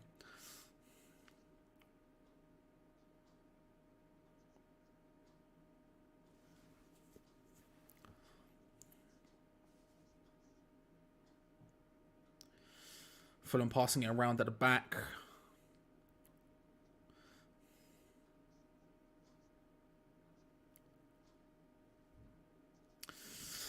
They're passing it around relatively comfortably, although they are being forced back all the way back to Leno. West Ham beginning the press. Nice pass to get out of it. Cabano picks it up on Kera there. Paulinho, Pereira, then back to Tossen. Who strides forward. That's really comfortably strode forward there. I'm not going to lie. Paqueta just walked past there. Pablo Fornals is just chasing it down. Again, this is the situation where you like him. He will just fight, whereas maybe some other people won't. I don't know. Cabano drips in from the left-hand side, whipped in. Looking for Dan James. I wasn't too afraid of a Dan James header, but all it takes is the touch, and it doesn't quite get there. Fulham are just walking all over us. Always particularly struggle again today. We've won one Premier League game, and everyone's been acting like we've turned a corner. You know. They are walking all over us. They really are. They really are. It's just completely and utterly walking all over us. Paqueta lops it out to Declan Rice. West Ham charging forward now. You've got Pablo Fornals on the ball. Declan Rice. Paqueta. Oh, ball into Skamaka. Hits header. All of a sudden, out of nowhere. This is that little bit of ability that I've been talking about, especially in the Europa games, where it felt like a little bit easy for us. Cresswell again down the left-hand side, tries to cross it and we got thrown. This is that little bit of quality I've been talking about in the Europa League games, where we've been sort of casually getting to victories, and it's not been too difficult, even though we've made it hard for ourselves. You see there, Paqueta just picks up the ball in an advanced position, looks up instantly, instead of trying to pass it around like everyone else is in the most boring, predictable manner. He plays it in, whips in a ball in towards Skamaka's head, it deflects and he gets a header and forces Bird Leno into a good save down to his swine. Close, that's better. But You know, it's still a situation which is 1-0, but that's better. Good anticipation from Skamaka after the deflection, and you'd maybe want it a little bit further away from Leno, but after the deflection and a header that comes in like that, I'm not going to complain. He forces a good save out of Leno. Good save. It's in awkward position for him to try and stop that one.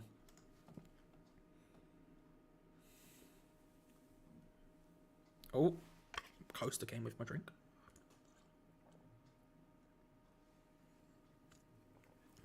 Cabana does really well to keep that one in, to be honest.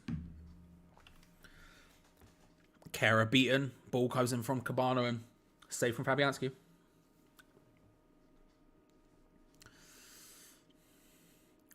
Tom, I appreciate it, but I would say don't spam. But I appreciate it.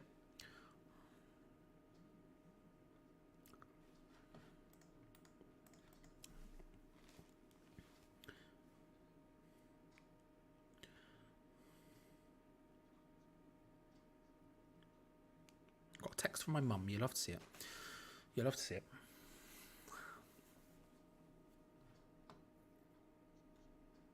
Just a pint of it. Just an absolute pint of vodka. No messing today. You know what I mean? It's going to be one of those days. There are bells. There are bells available, Jeff. If we feel like we get there and we need it, there are bells. Emmanuel, no. That will get the channel banned, and I'm not about that life. We spent years building it. I'm not about that life. However, there are ways, Emmanuel, in which you can watch the game, my friend, which won't get me in trouble. There are ways you can watch the game. Fulham passing it around very leisurely right now. Completely comfortably just passing it about. Sort of just casually, sort of relatively aimlessly. No real stress. Tossing, you can tell he came from Man City's academy. He's very comfortable on the ball. For a centre-back, he just picks up the ball and just goes forward with it. Skamaka battling. You love to see it. He's just very comfortable on the ball.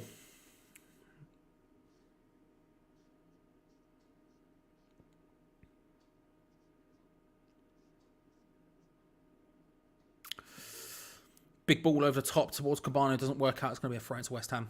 They're very comfortable.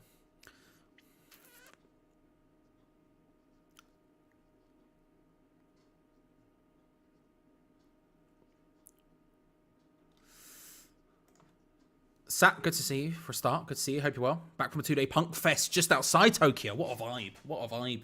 Better than today. What's going on? Care at fault. I think there's a couple of people at fault for it. I think you can comfortably blame 3 at least, or lay the blame at 3 people's feet. I think Kara got forward and just didn't track back, which is something Gio's been talking about, and annoyingly he was correct.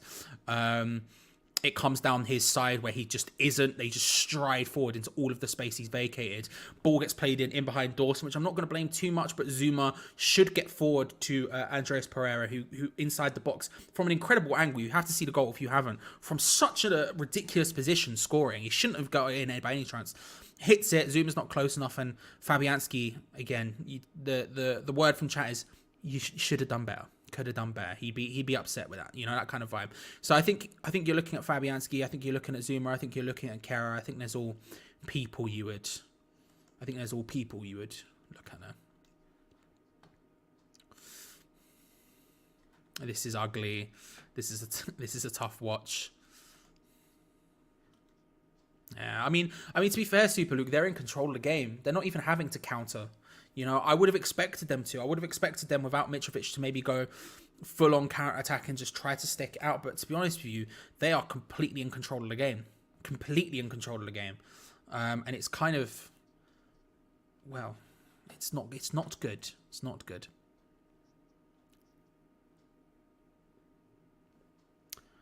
And you're complaining, Major? Feel free to ask people around in the Discord, by the way. There are plenty of smart, lovely people in there who would be happy to help, I'm sure. Cabano, just putting that pressure on him. Cabano goes and Fornals does well to get that one away to defend that. I'm putting pressure on the people in the Discord there. I'm sure there are mods about who can help you out. Although I know 2 of them got married yesterday, so probably not. But at the same time, you know, there might be people in the chat who can help. Cabano again, just striding forward, just into that space. Zuma just backing off. And Pablo Fornals comes charging in to stop that one. Really nice tackle. Just nipping it away before it could get really dangerous. And we win a goal kick from it. Which is stress when we say we win a goal kick. Kara wins a throw.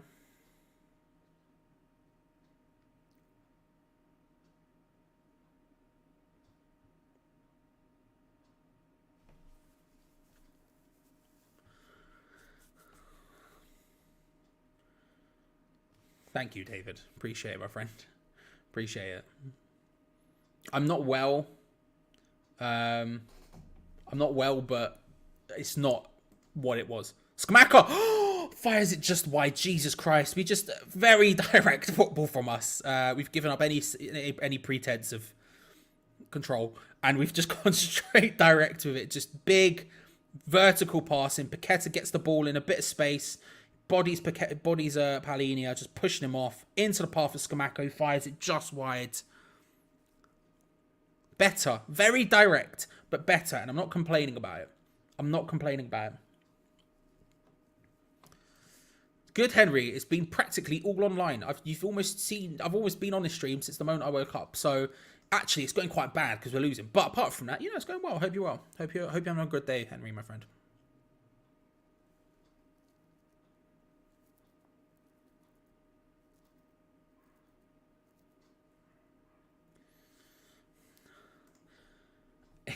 Sai, I hope you're well, my friend. That sounds like stress. That just sounds like a stressful process, and I don't envy you. I hope you're all right. Hope you recover from whatever you're struggling with, and I hope you have a good day outside of whatever this nonsense is.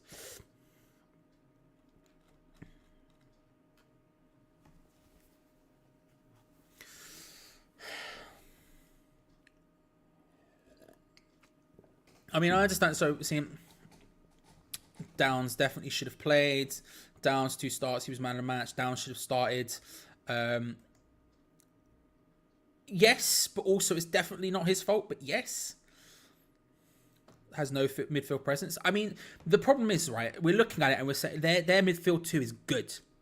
Good. Palhinha and Harrison Reed are really good players. Reed is one of those people who just sort of is just a solid, sturdy Premier League player, and Palhinha is actually very, very talented. And together they form a really good partnership. If you saw the video we did during the week, yesterday I think it was, nice ball out to Cresswell, who's charging forward now. This is a good opportunity just to get some space forward into Pablo Fornals in an advanced position. Nice on the overlap for Aaron Cresswell. Dink it across for Skamaka, gets his head to it. Save. Second opportunity. Oh, second opportunity from Jared Bowen, almost ends up in the net. Good counter-attack there. Charging forward from Aaron Cresswell. He finds space all of a sudden. Again, it's that side where Bobby Reed is. Probably not super comfortable for them. Charging forward. Finds Pablo Fornals, who waits for the overlap. Lays it off nicely with the through ball. Aaron Cresswell dinks it across. A header from Skamaka forces a save. And then Jared Bowen with a follow-up can't quite make it work. Corner to West Ham on the right-hand side. Okay. It gets pulled up because I can see a West Ham player on the floor. Don't know who, but someone's on the floor.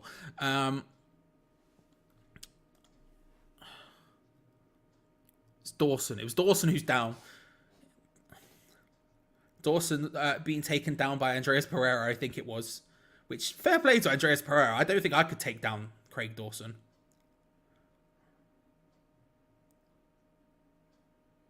Pereira's just all over Craig Dawson. He's now getting blocked by Reed as well. Craig Dawson is just being all over. Craig Dawson, it's a penalty. It's a penalty. Fulham can't complain. Fulham cannot complain. I'll be honest with you, right? So we're looking at that situation, and he keeps trying to make a run, and Pereira is just all over him. Then he tries to make a run around the back of Pereira. Harrison Reed gets all over him. Now, Obviously, they've been told, stop Craig Dawson at all costs, because of course you would. It's Craig Dawson at a corner. It's a dangerous, scary situation. And so he's pushing it, and he goes in, and the commentator even says, they're going to have to be careful here, because they're going to give away a penalty. And Craig Dawson goes flying in to try and get in there. At one point, it feels like Craig Dawson was clotheslines a guy.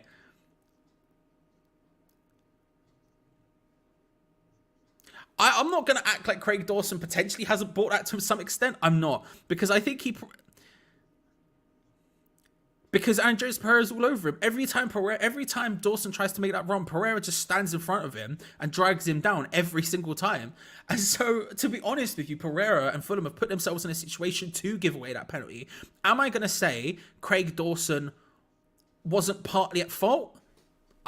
Look, listen, Craig Dawson kind of buys it, okay? He knows that if he goes down, the referee's basically watching him like a hawk because of the way that Pereira and Reed after that were playing.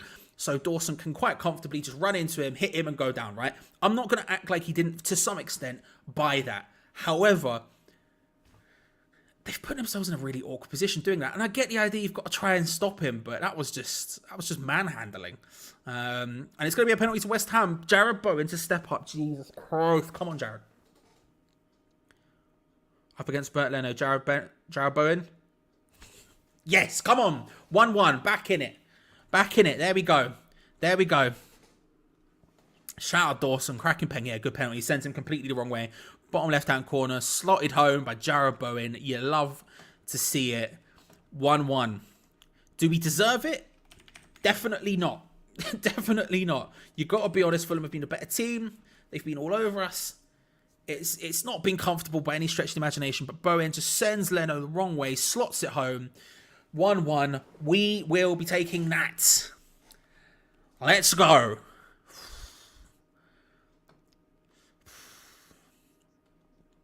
It's because I'm definitely in America, True Cockney, and I'm watching it legally on CNBC. The USA Network. Is that Peacock? 30 pass. Look, I'll be honest with you. We don't deserve it at all. Silva is fuming on the touchline, by the way. He's screaming at the fourth official.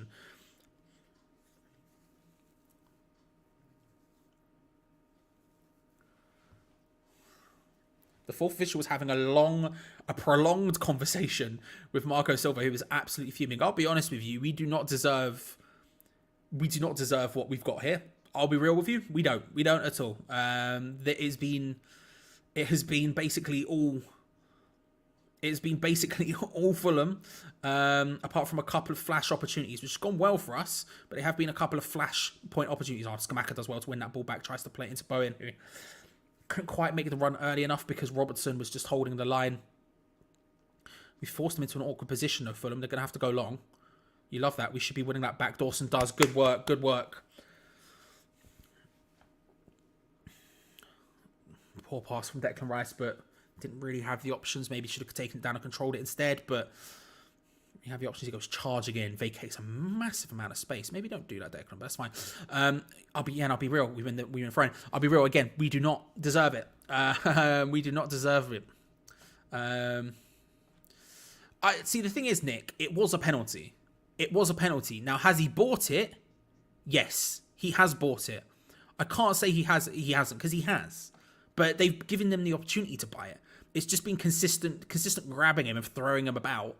That brings that situation to the fore. Like, do we deserve it? Nah, we don't. Do they deserve to be leading? Yes, probably. But did we deserve the pen? Probably not. But was it a penalty? Yes. But did we buy it? Yes. You know what I mean? One of those sort of situations.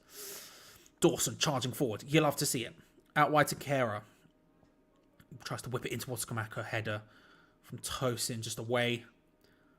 Jared Bowen looking to try and get the control down. Now we've got that goal. Hopefully that gives us a bit more confidence. And since the goal, we've definitely been looking better. Nice 1-2 with Souček with Jared Bowen. Into the path of Kero. Gets the second opportunity. Lays it off to Bowen because he's not confident. Who swings a shot. Just swings his left foot at it. Nice pass from Thomas Souček in the build-up there. Just a nice 1-2 quickly.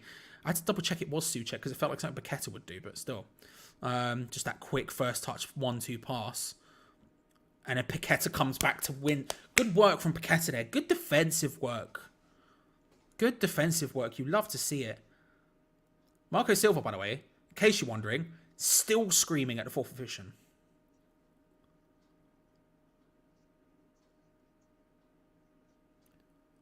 I don't know what he's screaming about. Because in this position, it's done, bruv.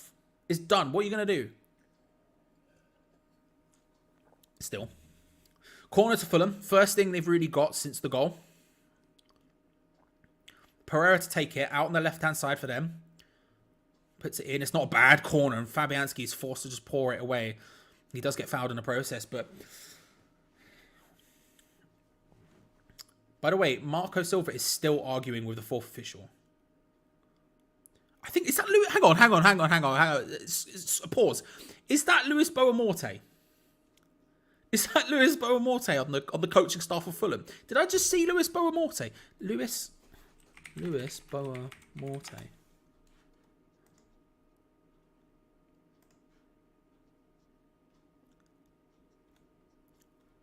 What are you doing now? He is. He's a first-team coach at Fulham. Scenes. Let's go.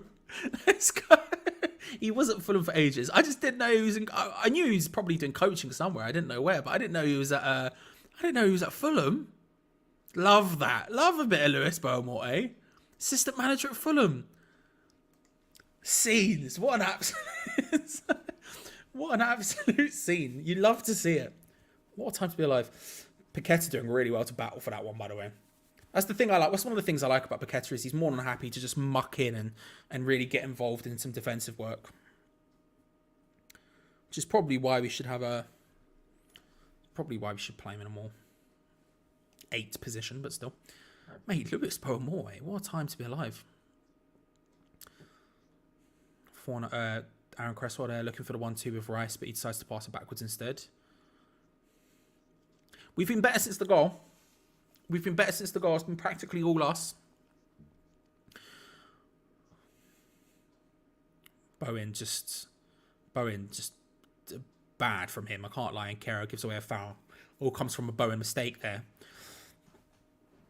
He was surrounded, don't get me wrong. He was surrounded in an awkward position on the right-hand side with like 3 Fulham players around him, but there was a very easy out pass. I think it was Paqueta, who was standing next to him. And instead he tries to swing it around and pass it forward, which is fine. I'm fine with that to some extent, but, I'm fine with it. Where have I been? Apparently missing in vital pieces of information, like Luis Boamorte's back. Love Luis Boamorte. Get Vazte to the bowl. Yes, we love a bit of Vazte. Get him in. This is why I'm not good at Football Manager, because all I do is just hire all my favourite old players as coaches, and it's not the one. Andreas Pereira with a poor free kick, and Fulham offside. That was one of the worst free kicks you're ever going to see. That was truly awful from Fulham. He tries to slice a sort of big crossfield diag from a deep free kick. It swerves backwards to the point where the Fulham players will have to stop their run and start running backwards, and then the person who touches it, it's offside. Awful free kick. Still. I just want it. I just need it, Richard. You know? I can't, but I've got a feeling I know what you're going to say, GP. I've got a feeling you're going to... I'll tell you that. I need to shave my beard quite badly. The hair needs a cut. The hair should be cut, but the beard needs gone. I'm too lazy. Kera playing it back to Dawson. Big crossfield ball. You love to see it. To Aaron Cresswell gets the control. Back to Rice. Back to Zuma. Look, as long as we keep possession, I'm okay with it. And then Dawson tries another crossfield diag in the opposite direction. He's pushing Jared Bowen almost in behind the back of Anthony Robinson, who deals with it well. But Anthony Robinson fluffs that, and all of a sudden Jared Bowen's flying through. So he does it right. Short to Pereira. Pereira's been good today. Influential in his team. Got involved in practically everything. Oh, that's a really nice pass by Tosin. Into the path of Pereira. Third manning it to get forward. You love to see it, which is something we just do not do. Anthony Robinson out on the left-hand side now. Looking for Cabano. And Kera wins for throwing off him. We'll take that. I'm commenting on the game non-stop, CM. Now, I'm sorry, if you don't want to hear that Luis Boamorte is back as a coach for the opposition, then you're in the wrong place. You're in the wrong place. I'm talking about the game non-stop. Forgive me for giving myself a moment to talk about Luis Boamorte. Very important things here, CM. Very important things. You know what I mean? I know, I don't like it. Can you tell? Can you tell I can't be asked? Can you tell I can't be asked?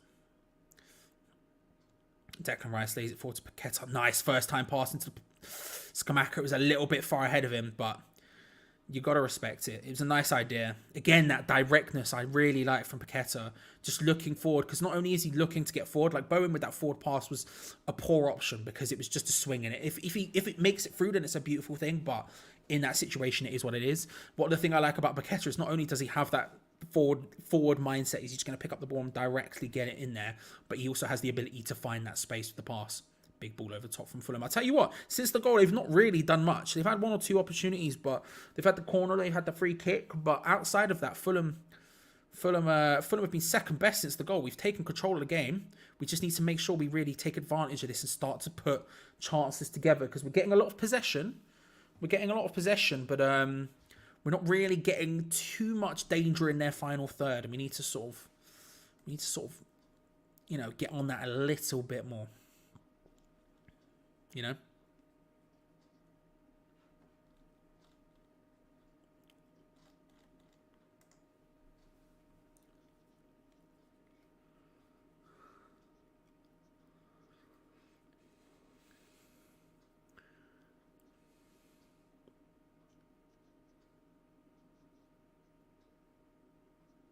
Oh, Paqueta, nice little flick over the top of his head to Skamaka.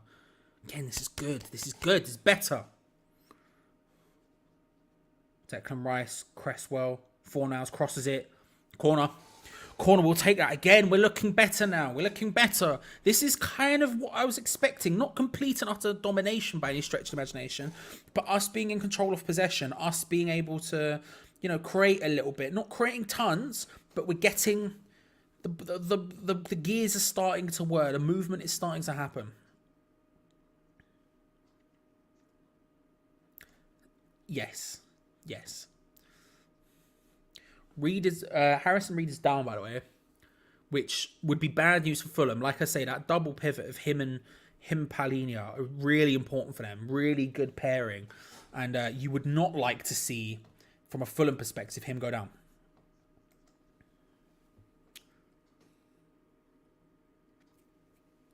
My television network has glitched. You hate to see it.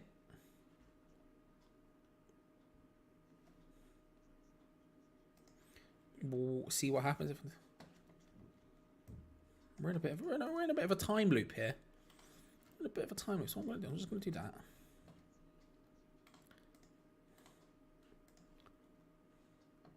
Start to look for a different television channel, as it were. I don't know. I'm not sure, Lou. I don't know. My gut says no, but I don't know.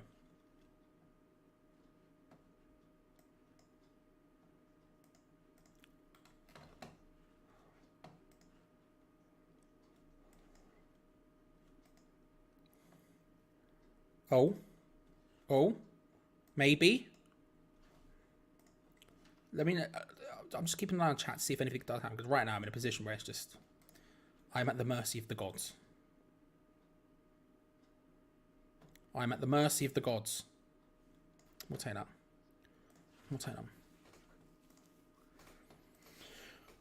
Nothing came from the corner. Nothing came from the corner. If you were wondering, nothing came from the corner.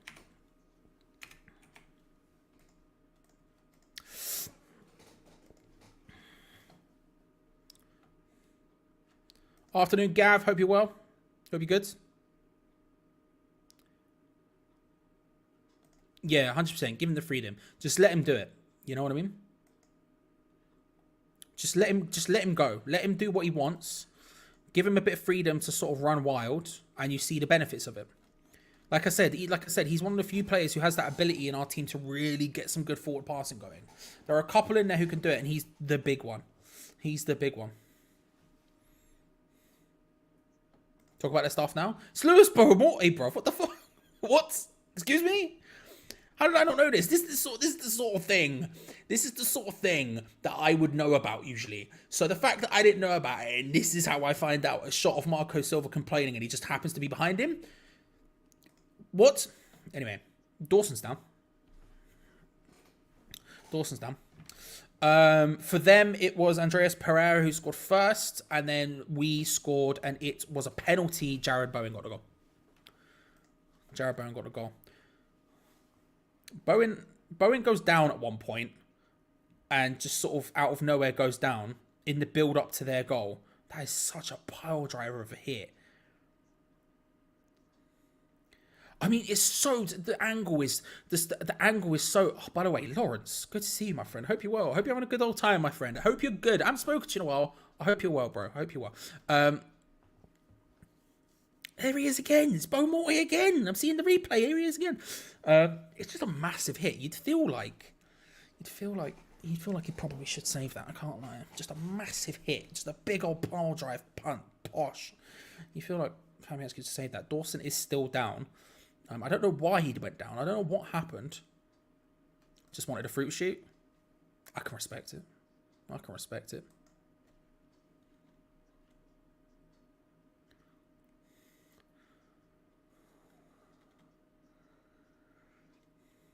don't know what we have options. If he is injured, we have options, right? You could bring on Bonner. You could move Kehrer over to centre back and put Johnson or WHUFUL at right back. I prefer Johnson personally. That's probably what I would do. Is I'd probably bring Johnson on. That's probably what I would do if he is actually injured. Getting a replay of the foul for the penalty.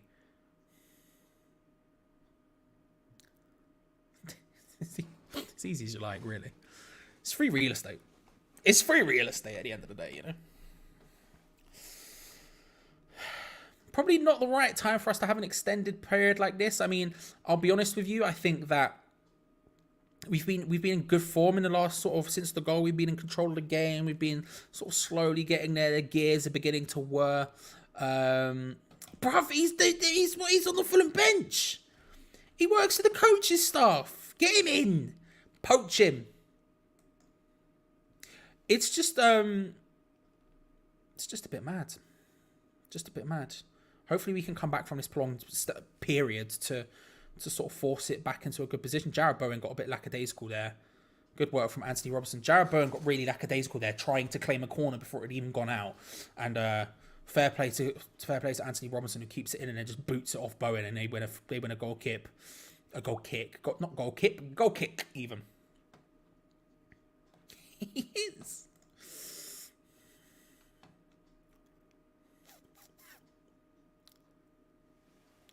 Three minutes of added time. A bit surprised. Maybe expect a little bit longer. Although, to be fair, yeah, maybe. 3 minutes of added time. Bowen does well to take that one. Lays it into Skamaka, who gets a little bit lucky, but will take it. Souček, that's a really nice ball out wide to Aaron Cresswell in the overlap. Cross-in was poor. Doesn't quite get the touch he wants on it. Doesn't quite get the control. Fornals with secondary cross into the path for Souček. Can't quite get there. Again, maybe a bit poor, a bit short from Fornals on the cross. And just some awful play between your boys Declan Rice and Pablo Fornals there. Declan Rice heading it towards Pablo Fornals in just the weirdest, dumbest way I've ever seen. And then Pablo Fornals just with a big old swing of the foot. And I think both of them collide or something. They're both down, the Fulham player and Pablo Fornals. Weird.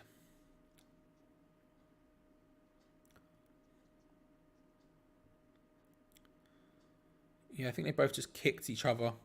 Him and Dan James. Andreas Pereira now getting spoken to. We're looking at it again, just really, really weird. Yeah, they just kick each other's feet. Probably incredibly painful. Glad it's not me. Yeah, they just... Oh. I'm not keen. Not keen. That looks incredibly Pereira. That looks incredibly painful. Pereira's going to get sent off. I mean... He's getting a talking to from the referee. He's going to have to be careful. I don't think he received a yellow card for the penalty. He gave it away. He was the one who gave away the penalty against Dawson, which Bowen then saved. I don't know if he got a yellow card for it. I don't think he did, but he's going to be on the verge of a yellow card. I mean, Fulham are getting very testy here. You know, you've got Pereira, who's getting told off by the referee for complaining. You've got Marco Silva, who's every time it seems to cut to him, looks like he's about to punch a man. So... they're clearly not quite together with it and feel hard done by, which is fair enough. They probably are slightly hard done by. Coming in strong now on Pablo Fornals. Referee waves play on. Ball forward to Bowen. Just does not work out. Tim Ream just hooks it clear.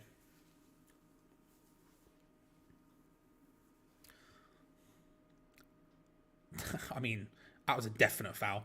That was a 1000% foul on West Ham there. West Ham take it quickly, nicely.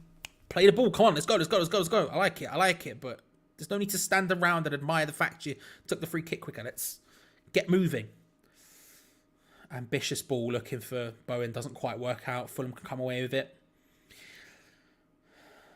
Oh, that's a really nice pass. He's got to be offside. Yeah, Vinicius is offside. That was a really nice pass from Pereira down the wing, outside of the boot on the left-hand side. Just trying to find him in space, but it doesn't work out. It's going to be half-time. And look at that. Gio's here already. Gio, hello. How are you? Yeah, I'm quick today because, I've decided to watch this on my iPad instead of the TV. I'm like Craig Dawson. I respect it. How do you feel? I'm all right, actually. First 15 minutes, I was fuming, Charlie. We were crap. They were all over us. They deserved to be 1-0 up. I mean, it was a wonderful goal by Pereira. Dan James hit the bar as well. But we just looked clueless. We were really poor, but we've grown into the game a bit. And I think a draw at half-time is probably the deserved outcome. I think that's a fair scoreline. From what we're seeing, Scamacca's missed a couple of big chances, which is unlike him, but he's not been far away. There's been a top save from Leno. He's gone close with the one that hit the post. There's some players playing well. I think there's some players playing poorly, Charlie. A bit of a stop-start game, I feel. I don't think we've really, either teams, when they start getting a bit of momentum, it just gets killed dead. A few stoppages and stuff. So I'm all right. We need to do better in the second half, though. We're going to win this game. Yeah, I felt like when we got the equaliser, which, by the way, for you, just give me a brief summation of what you think of the penalty.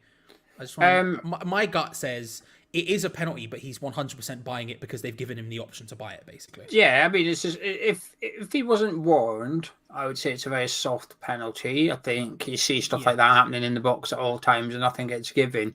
But because he was warned, it almost makes it a penalty for me. And like you said, he calls him over and says, stop it, and he keeps on doing it. And, there's 2 or 3 runs he does, and he still blocks him after he got warned. So the referee must have said to him again, quit it. And as soon as that ball's kicked, he's going to be staring right at Pereira saying, go on then, I dare you. And bang, he does it. And the referee, he has to give that as a penalty. Otherwise, he's lost all authority on the game. If he warns a player and then the player goes and does what he's just warned him about, and he doesn't punish him, then what's the point? The referee has to maintain control of the game.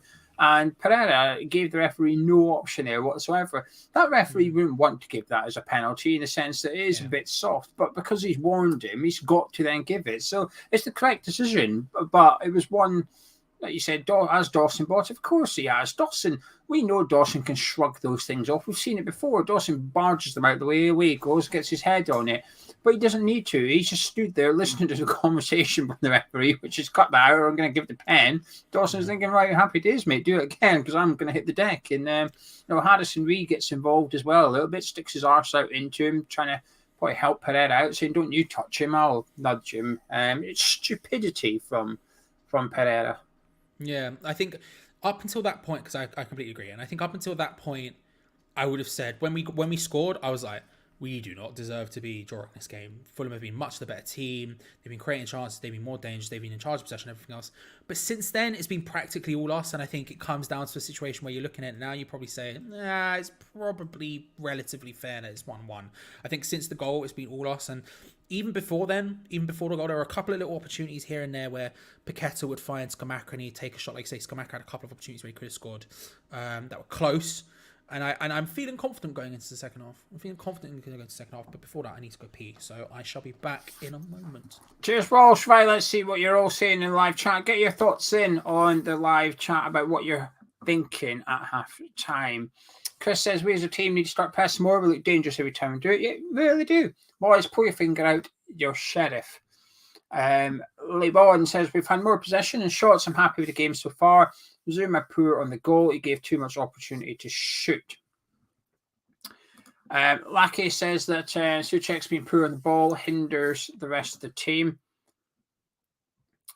Michael says, Paqueta will do more good things every game. Scamacca will score in every 2 games, I'm sure of it.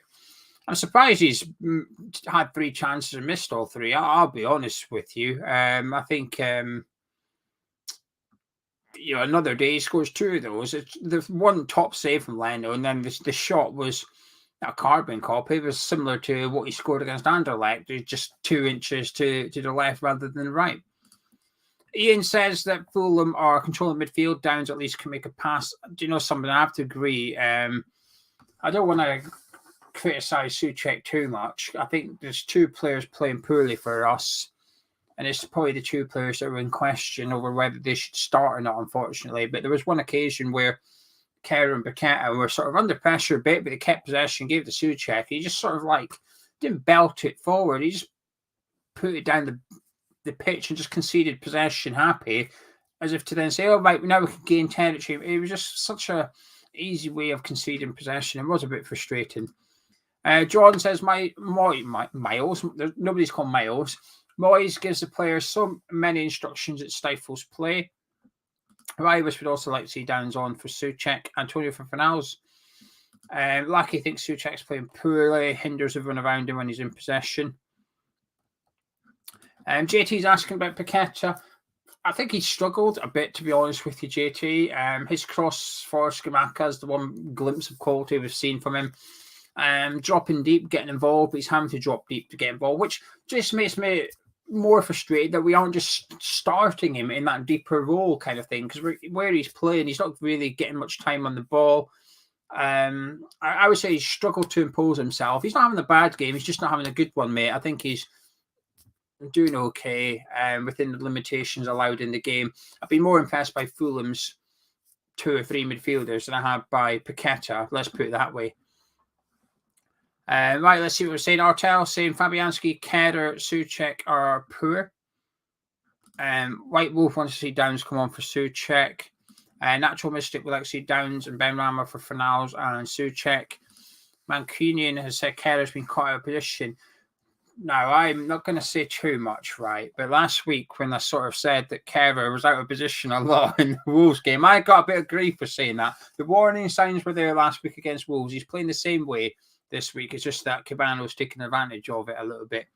Rex thinks Moyes bottled it with the midfield selection. Dylan, FP streams, and then there's 10 links. Just click on them until you find one that works. Muddy thinks Fulham are bossing the midfield. Josh, I would like to see Antonio come on for Fornals. Antonio should be able to bully Bobby Reid. Michael thinks the game's crying out for Downs to come on, get his foot on the ball, calm everyone down, keep possession. I have to agree. I would like to see Downs in midfield. The game is a little bit erratic at the minute, and I think we could do with a little bit of just composure. Ashley says Downs and Antonio on, keeps Scamacca on. Kaiser thinks Paqueta's been dispossessed a few times. I agree. I mean, he probably has been statistically.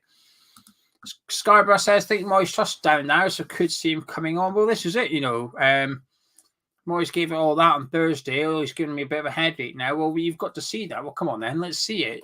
You've got 5 substitutions. Dawson's probably going to be one going off for Ben Johnson by the sound of it. And Kerr will then go into centre back. You've still got 4 more. Let's see you do something. LeBron, I think we'll see one. I think we'll see Johnson for Craig Dawson and Kerr then going into centre back alongside Kurt Zuma. So I think that's what he'll do. Be interesting to see if he does do Johnson or Sufal actually, but I think it'll be Johnson.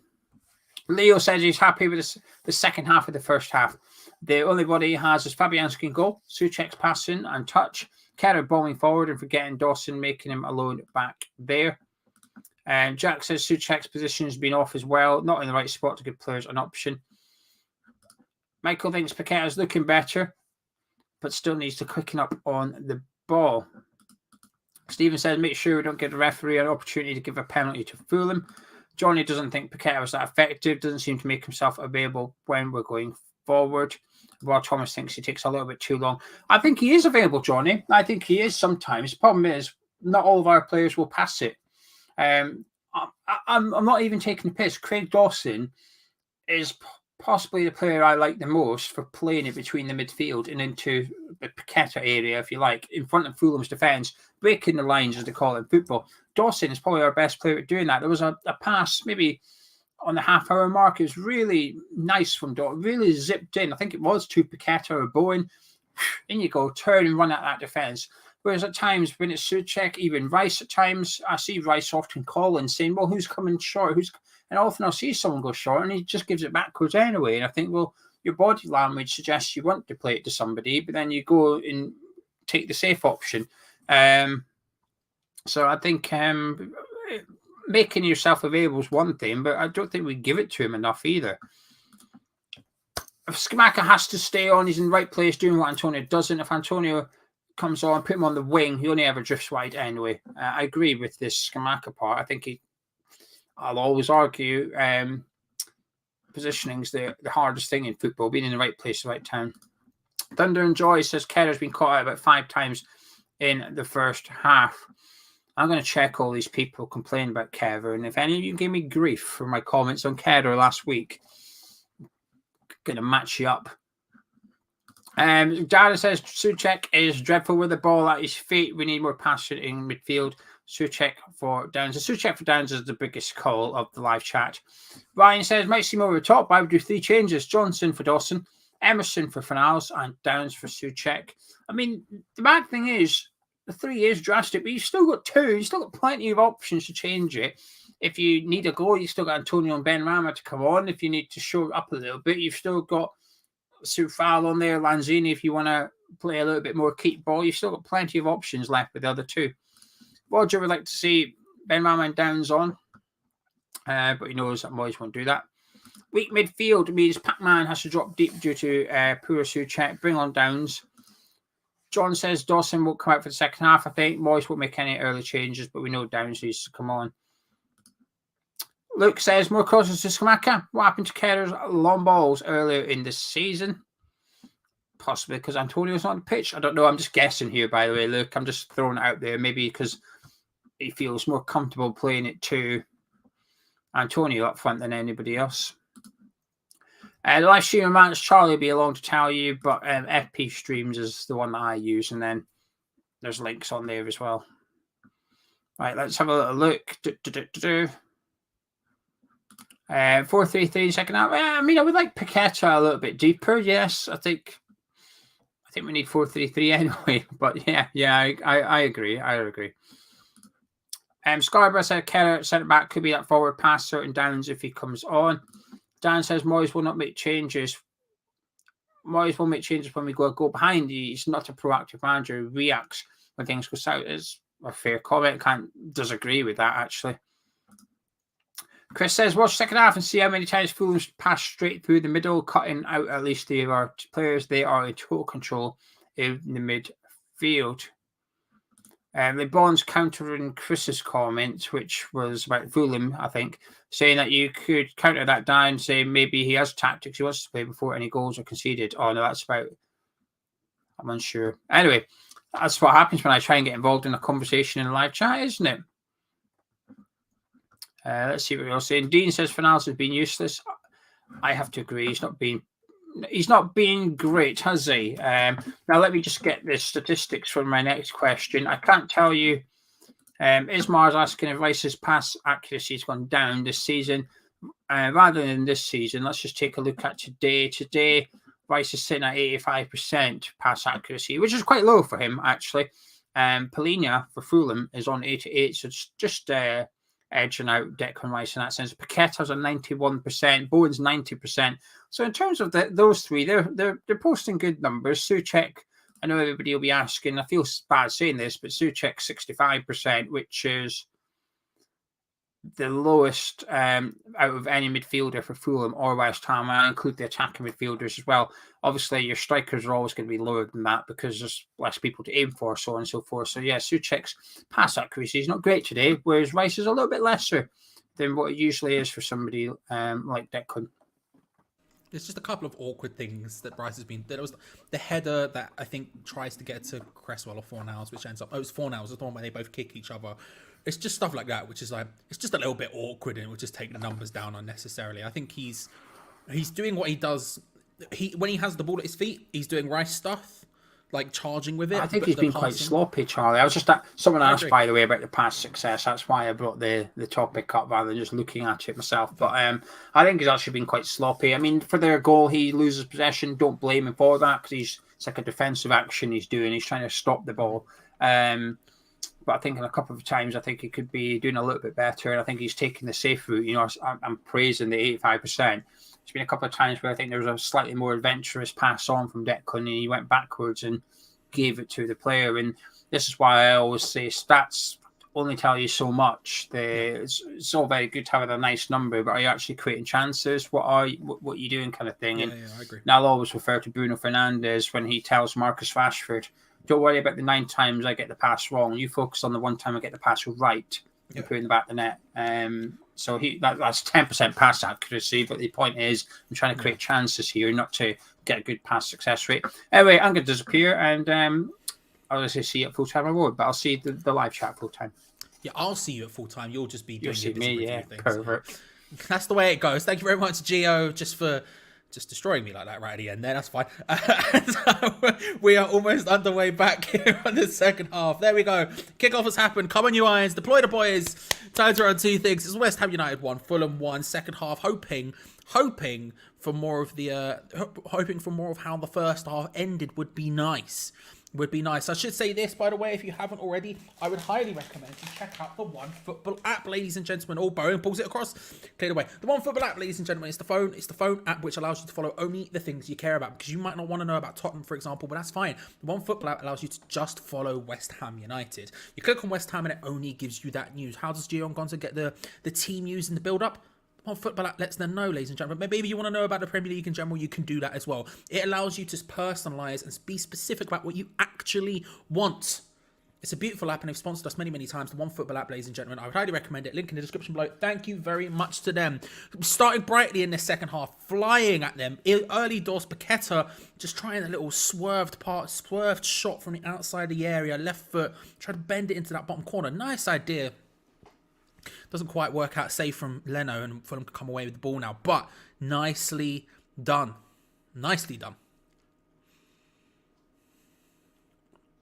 We'll be all about that, ladies and gentlemen. One more thing, if you haven't already, make sure to subscribe, because we were the only West Ham channel last year who did a watch-along for every single game without fail. We were here. We do the build-up, we do the watch-along, we do the review. We're here every single time, so if you haven't already, make sure to hit that bell notification while you're there as well, so you don't miss out on any future videos. And like the video. We're at 382. We're flying. We've smashed past the 300 goal. That's our goal every game, is to try and hit 300. We're at 382. Everything now is just free real estate. It's bonus money, you know? Oh, Paqueta does well to take it past 2, and he gets very frustrated that it wasn't a foul there. Really nice piece of control. He does end up winning the free kick in the end, but he does really well. Just got 2 people around him. And he does well. But we are absolutely flying. Any likes we get here is just bonus cash. And he is. He's getting absolutely manhandled there by Bobby Reed. Both Reeds. You hate to see it. A double Reed situation. Thankfully, our free kick goes straight backwards and we're in control. But we're in control.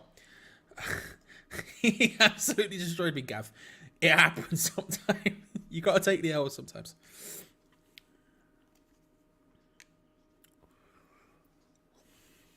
Aaron Cresswell playing the ball forward. The commentators just reminded us of the Ademola Lookman pen, which was the last time Fulham were against us in the London Stadium. Wouldn't mind another one of those today. Specifically from there. Do you know what? No, I don't want to give them a penalty. I'm not risking that. But it was a wonderful moment. It was unbelievable. Big boot from Leno up the pitch. Looking for Vinicius, and Zuma does well. That's the sort of position you want Zuma in, if we're being honest about it. Oh, really nicely done twice there by Pablo Fornals. Wins the ball, lays it out to Paqueta on his left-hand side. Takes it on the inside of Reed. Short to Skamaka. Nice ball out wide to Pablo Fornals. That's really nice work. Lays it short to Aaron Cresswell for the cross. Whips it in. Header from Skamaka. It was close, just wide. It's good play. It's good play. We're moving now. We're starting to rock and roll. starting to rock and roll. We'll still win 3-1, but I'm always... Listen, I don't think a single result should change your mind either way, right? Like with me, for example, what changed my mind of being someone who I think Moyes should be given more of a chance this season and given time to try and turn it around isn't necessarily that I think he's this great player and it's one match we won or we did this blah, blah, blah, blah, blah. It's nothing like that. For me, personally, it's just about how well he's done over the course of 2 years. I'm still not particularly keen, but that's the way it goes, right? So I don't think one thing either way should change anyone's perspective on whether David Moyes should be a good manager or should be manager of West Ham or not. Thank you very much, by the way, to Stephen for the super sticker for the 1.6k something. I don't know what that is, but thank you very much, sir. It's very kind of you with the thank you. Much appreciated. Hugely goes into the full-time fund. Very kind of you. Thank you very much. I'll be putting your name in the banner in a second. West Ham are counter-attacking well here. Taking the ball down the right-hand side is Jarrod Bowen, who's had a sort of spotty day, let's go with, against Anthony Robertson, who comes away with the ball this time for Fulham. Again, you've got the overlap here on that same side. Kera getting involved now. Shoots from Palinia. Comes the call from the Fulham fans.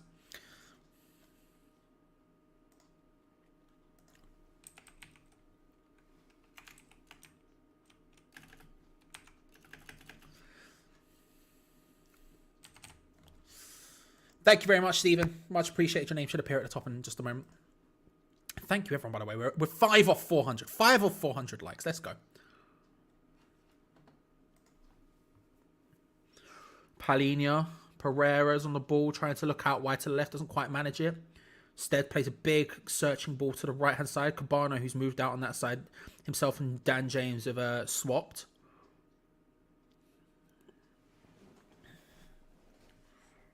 Here is Dan James. Nice ball into the path of Pereira. Nice first touch into Cabano. Couldn't quite find it. Dan James looks for the shot at the end of it. That was nowhere near the first time shot that we saw in the first half. And it goes floating high and wide. High and wide. But it was nice play from Fulham. Just nice little passing play. They're doing well with that sort of third man passing. I was watching a video with Xavi talking about his time at Barcelona and his idea of how to sort of play, and the idea if you're trying to get the ball to one person, it might actually be easier to pass to someone else first to get to them. You don't always have to sort of look direct, and that third man sort of passing is difficult to defend against. And Fulham are doing that really well here. They keep finding sort of one guy to touch it into the person they're actually aiming for, and that was a really nice example of that and a really good position for them. But thankfully we defend well, compress ourselves, make it impossible for them to take a shot. It ends up going back to Dan James, who just balloons it high and wide. You love to see it. I am definitely in America watching the game. It's gone wild, this, hasn't it? I'm definitely in America watching it. It's definitely where I am. Don't ask questions. Oh, bless me. Bless me. Sorry, I tried to get to the mute button and missed it twice. Apologies. I am definitely in America and not watching it on a service. Let's see if that works now. I don't know. The donation thing at the top's gone all kinds of whack. Thank you, Gav. Appreciate it. Appreciate it. Thank you, Ishmael. Flipping heck. I tried to hit the mute button and literally just missed. I just missed. Pereira coming forward with the ball. Wide on this left-hand side. Tries to take on Dawson, who, if not had the beating of Pereira at the corner, has the beating of there as well. Dawson, huge compared to Pereira, by the way. Just from a size perspective, that's a foul. Foul against Jarrod Bowen. We take a free kick. Just massive. Massive. Yeah, I don't think he's been very good, Paul. I can't lie to you. Ream taking out Bowen now.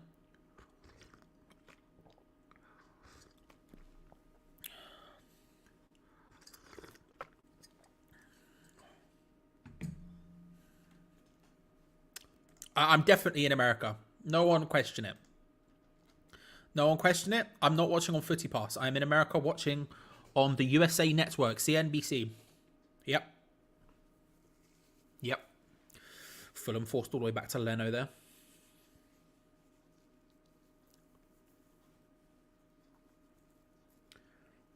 They're just passing it around at the back. Just every sort of just they try to find a centre back and then Skamaka meets them. Trying to find a centre back now and Paqueta meets them. They're just forcing him into awkward positions. That's a nice pass into Palhinha, who could probably do something with it. But good work from Declan Rice, just charging in there. Although he's left West Ham very exposed. Fornals gets into that space. Thankfully, they decide to go wide to Kebano. Reed charging forward, lazy. Oh, that's a nice through ball into the path of Harrison Reed. Pulls it back across. Zuma, he's little bloody hell. That was awkward. I don't quite.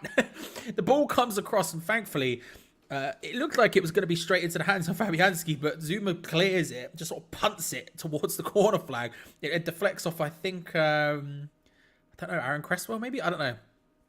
And it's going to be a corner to Fulham.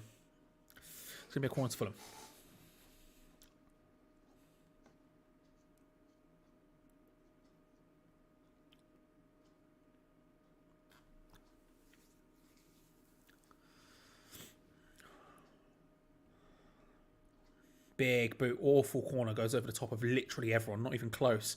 Harrison Reed picks up the ball practically on the halfway line. They tried to switch the play back towards the side they took a corner from, but Zuma's headed away.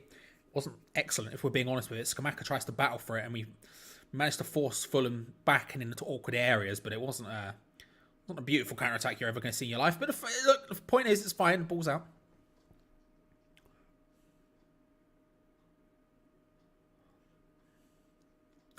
I will say this, try not to have arguments about Moyes in and Moyes out in the chat. I know it's difficult because I would say that it's not a realistic shout. I think he's probably could and should wait for Champions League teams, for example.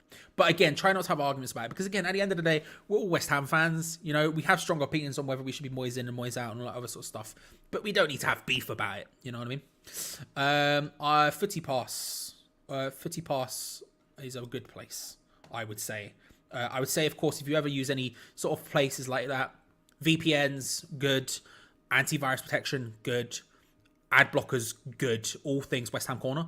All things you should get involved with if you go on any sites like that to try and watch football.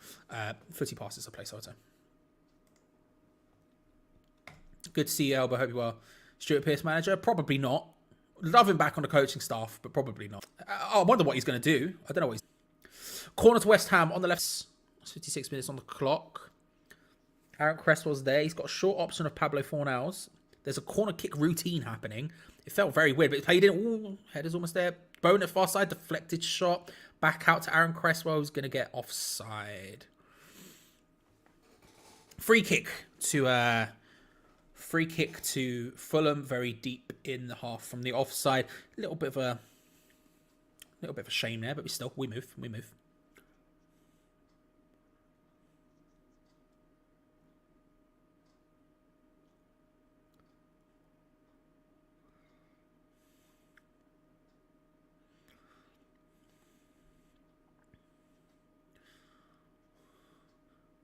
Tell you what, Pereira's been going up one-on-one with Dawson, and Dawson's been really getting the better of him at the moment. Nice ball forward into the path of Skamaka, who's just, fouled. 100% fouled there by, 3 players around him, and it's a yellow card. Yellow card for whoever it was who fouled him. I think it was Dan James. I don't know. Dan James came flying in there. There were like 3 players around Skamaka who was just sort of holding it off. Big, powerful guy, just holding the people off. He just comes flying in, just clatters him completely out of the way. Oh, ball over the top. Paqueta almost gets there. Can't quite get the touch. It was just a sudden one. No, trust me. Where is it? I saw it. It's not wherever it was. There's not. No, it is this one. Yeah, I know it's not an argument yet, but things can escalate into an argument very quickly, and so it's better to nip that sort of stuff in the bud before it starts being a big old argument. Because then 2 people start arguing, and then 3 people start arguing, and then it just grows and grows and grows and grows. So it's easier to say, look, let's just nip it in the bud early. Just be like, let's because we can have discussions. We can 100% have discussions, but that point where it goes from discussion to argument happens really quickly. And once it happens, everyone can get involved and it becomes a completely uncontrollable mess. So it's better just to say that sort of stuff early doors, just so, Oh, beautiful from Paqueta there. Just nice return, back heel. It was a nice idea to try and play a through ball to Rice, who just didn't have the pace. And Harrison Reed collects it and Fulham can go again. Very bitty game right now. No team really having full control. both sort of having moments of possession and getting it forward, but listen, I'm not saying anyone was escalating. I'm just saying it can escalate. The only thing I'll escalate is the fact that Boa is on the bed. Bruv, Boa Morte. I'll escalate that to the cows come home.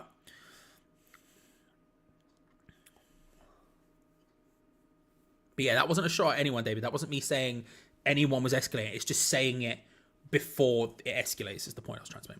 You know? Souček, nice ball forward for Jared Bowen. Tim Ream comes across to try and stop him. Bowen picks up the ball. It's not that fast, is he, Bowen? Whips it in, headed away from Tossen. Not really away, though. West Ham battle for the ball, but thankfully... No, we don't come away with it. We don't come away with it. But thankfully, their ball forward was awful. And Zuma can collect the ball and start to play it forward again.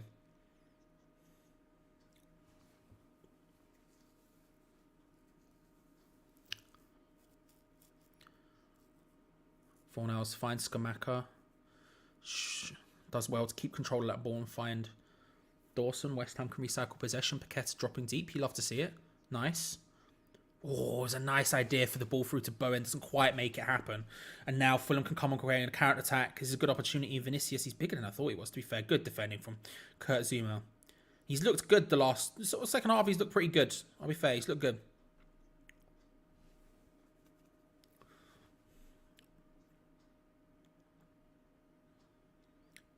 Robertson, to be fair, it was a nice opportunity for him to try.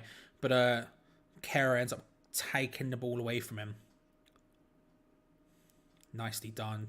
Declan Rice, good work. That's what I love a bit of that. Declan Rice just shows him a bit of space. You don't do that often enough when someone has players around him and wants to play the ball forward and we just don't give him options. Declan Rice just nicely drops into a little bit of space there, keeps it in. Good stuff. And we can come away with the ball. Big ball from Declan Rice, doesn't quite work out. Tim Ream just cutting that one out. Not super successfully. We're pushing Anthony Robertson there who... Oh, it was Dan James. It was Dan James who tries to take it round Kera, just edging out that space, ends up going off the pitch. Felt like it was... Felt like he'd done him there, but thankfully the positioning was good enough. Souček across to Declan Rice. The horseshoe in full effect right now as Cresswell has the ball back to Declan Rice. All nice ball into Paquetá. Over the top to Skamaka. He's onside. Skamaka controls it. Can't quite find it. Chipped! Oh!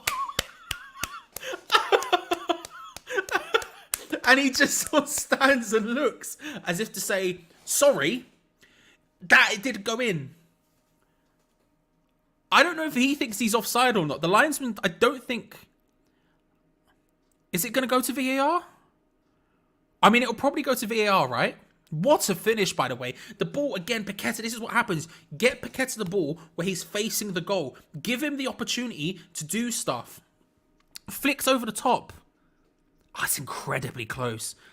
It's Tosin, not Tosin, it's number 14, whoever that is. It'd be called Dover Reed, won't it? He's sort of deeper than everyone else. He's definitely past Tosin. It's a beautiful ball from Paquetá. It's a beautiful finish from Skamaka, who collects the ball just inside the area, dinks it over. Onside. VAR says onside. Is that happening? VAR says onside. It's a beautiful finish as well. It's such a good finish. It comes to Skamaka, who controls it. Possible handball being checked. It's from the control down. I don't think it touches his hand. Sorry, I'm leaning properly in to try and see this. He controls it down.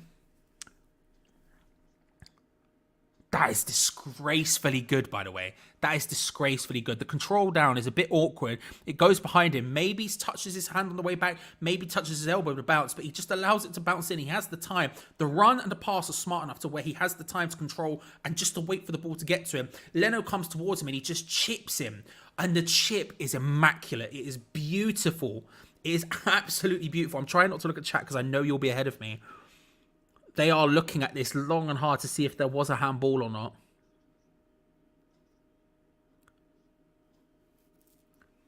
I don't think it hits his hand.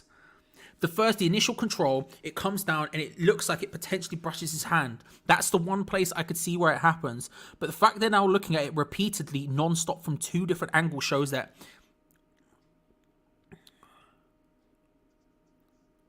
it might hit his hand there. I personally wouldn't say that's a handball though. Even if it does touch his hand there, I personally wouldn't say it's a handball. Yes, come on. Let's go. 2-1. We'll be taking that all day to the bank. West Ham 2, Fulham 1, and it's a beautiful, beautiful goal from Scamacca. That is, if you're not able to watch it today, find that goal, because that is a special finish from Scamacca. Paqueta with the ball over the top is beautiful. That Paqueta-Scamacca partnership is just becoming a beautiful, beautiful thing. And that dink over the top is just disgusting. It's just disgusting.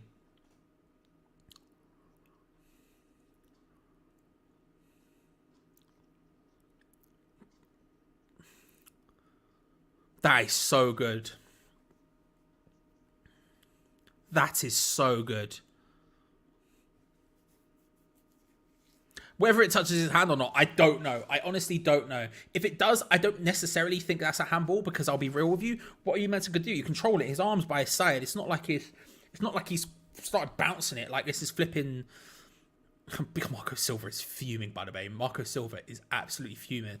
It's not like he's flipping bouncing it like Michael Jordan in his prime. No, it's at most grazed his hand, which is by his side. Marco Silva's going to get in trouble here. He's got to be. 2-1. Let's go. Gianluca Scamacca. That goal is... Oh, it is beautiful. Beautiful. Marco Silva getting a yellow card because he is incandescent with rage.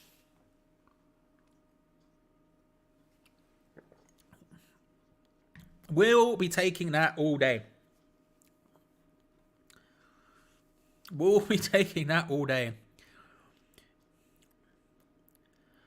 If you told me, I'm looking at Luis Belmonte again, I'm sorry everyone, but if you told me there would be a bunch of people surrounding the fourth official, the referee, anyone, and it wasn't Luis Belmonte who was the angriest man in that situation.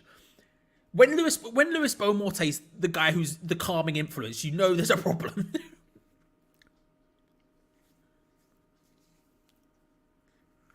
Come on, 2-1, we're taking this, let's go, let's go. We're moving forward now. It's happening. It's happening. Oh, that goal, the pass, the finish is so good. The Scamacca-Paqueta partnership is just really working out now. It's really starting to become something. You know? Like there's that little bit of intelligence in Paqueta's movement and Paqueta's passing. And again, that little bit of intelligence and just technique and quality in Scamacca's movement and finishing. It's just it's showing dividends now. It shows why we paid so much for the pair of them. That is it's starting to pay off, and I am very happy about it. 2-1, let's go. Let's go. That chip is just sorry, they're talking about it and I'm not over it at all. I know, right? I know, right? Just brilliant. Just brilliant. Looking a bit better now. Looking a bit better. Putting some wins and some dubs together. We'll be taking it. Looking for Cabano, well cut out from Kera there with a header down. I tell you what, Paqueta getting a bit deeper has been nice as well. He's been dropping sort of in line almost with Rice and Souček. You see him getting a little bit deeper. It's quite nice for us, giving us just a little bit of a better option. It feels almost 4-3-3-ish. Although Souček is very wide and deep there. But Paqueta has been getting deep and it's been allowing us just that little bit more control, which is good. Because you could potentially be playing a system where in the first phase you are sort of 4-3-3, and then as the ball goes forward, it's Paqueta looking for a no-look pass, but instantly starts fighting for it. Because I don't mind someone who tries the little bit of the fancy stuff there and it doesn't quite work out. I don't mind doing that if you're going to fight for it after, and he does there, which is good.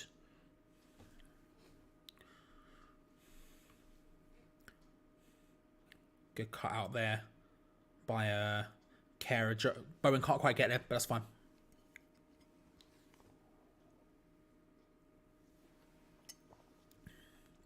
They are, but I don't mind if someone's trying something and it not working out. Especially when they're going to fight and work for it after. So in that position, for example, where Paqueta lost the ball because he went for a no-look pass, something a bit too flashy maybe, he instantly gets up and starts battling for the ball again, running, trying to make up for that mistake. And I'm okay with that. As long as you sort of have that stuff to make up for the mistake, I don't mind you making the mistake, if that makes sense. So that's my personal opinion on it. But I 100% understand why people wouldn't be about that life. 100%.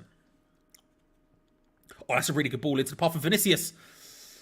Hits it wide. He could never quite get a good angle on it or a good shot. Ends up having to spin and hit it. Not perfect, but Pereira does well there against Dawson, and Zuma just on Vinicius. Vinicius just doesn't let it happen. Tom Cairney coming on for Fulham. Well scouted by West Ham at one point. It seemed almost a certainty that he was going to join us. He's coming on now for Harrison Reed. We have a very strong bench, to be fair, Henry. I mean, looking at that bench there, we have a very strong bench. That's a lot of people who would have started for us last year or would have started for us in years gone. That's pretty strong. I'm a happy man when I look at that bench. Gives us options. I mean, we're not really using them necessarily, but it gives us options. Sorry, Matty. I apologise. I apologise. I can understand how that would be stress.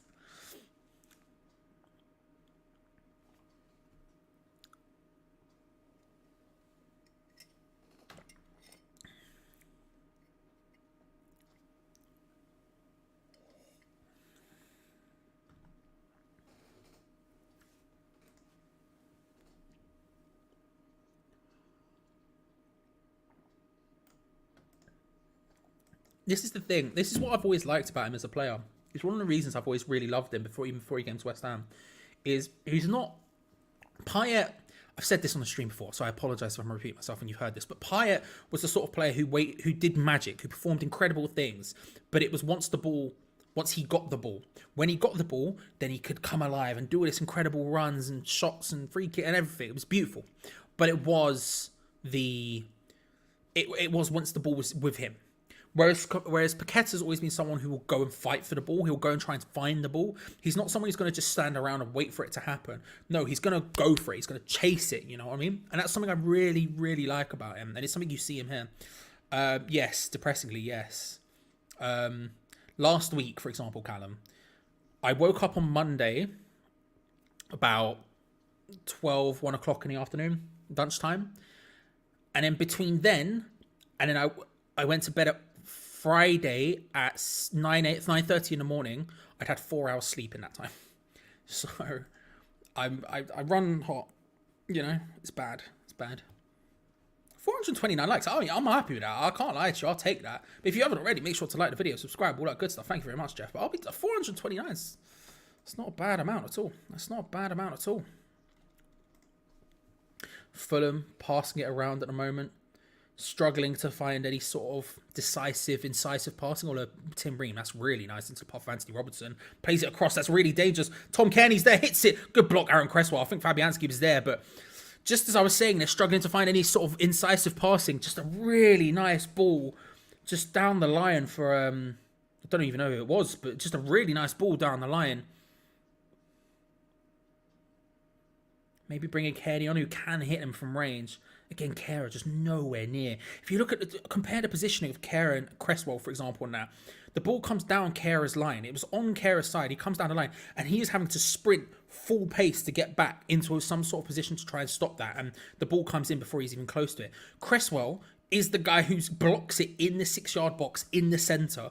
Now, Fabianski probably would have got there, but if you compare the positioning of the two fullbacks in this game for us, it is completely like night and day. It is completely night and day. I used to do night shifts at work. Hated it. I don't mind sleeping during the day, but I just, Skamaka. Oh, Bowen. Oh, no. It's deflects outwards, but we've got a good opportunity. Lots of people forward. Declan Rice is going to collect the ball wide on the left-hand side.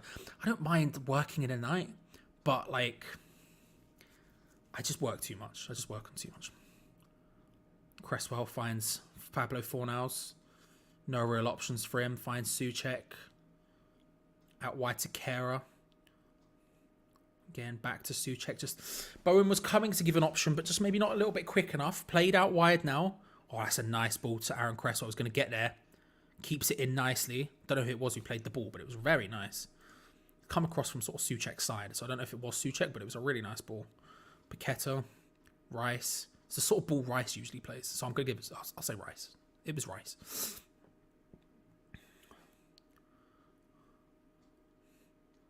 West Ham linking up nicely down this left-hand side. And then an awful pass from Declan Rice. And it's going to be a throw into Fulham in the least pressured position ever. Awful stuff. But nice play before that. Nice little passing triangles, all that good stuff. I love this hoodie, by the way. It's a pullover hoodie, right? This hoodie is just, Gio showed it to me the other day. It's on store, hammerschatstore.com. Gio showed it to me the other day, and I was like, bruv, you need to send me one of those. I never ask for merch. Even merch I designed, like this mug, right? This mug, someone drew that, but I designed everything else about this mug, right? Hammer's Chat Store. Bunch of other, I've got some other mugs over there. Another one I designed, two, one Rebecca designed, one I designed, right? I never ask for it. If Gio sends it to me, beautiful. But I never ask for it. This, I was like, just give it to me. And every time I look across at the scene, I just look at it and I go, banging hoodie. Banging hoodie. Thank you, Leo. I appreciate it. It's very kind of you.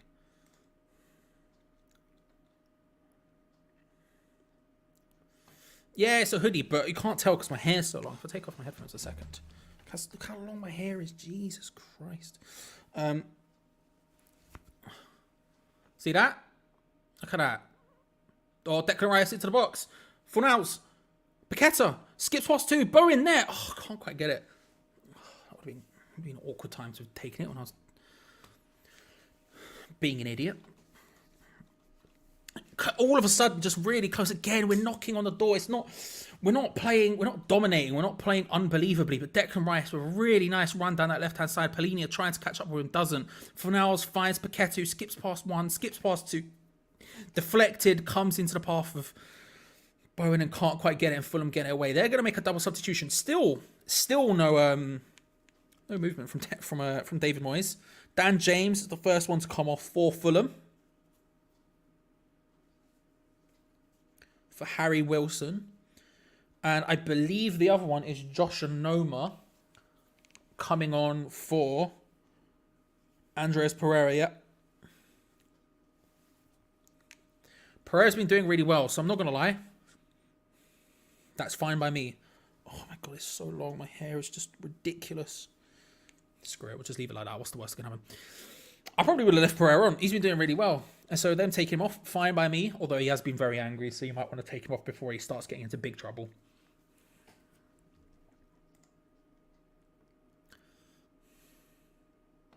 He really makes things happen. He really does. I just love him so much. I just love him so much. I know. It's ridiculous. Antonio is about to come on. 78th minute, if you had in your Moist subs. I know, it's ridiculous. It's too long. It's too long. Am I going to get it cut? No, can't be asked, but it's too long.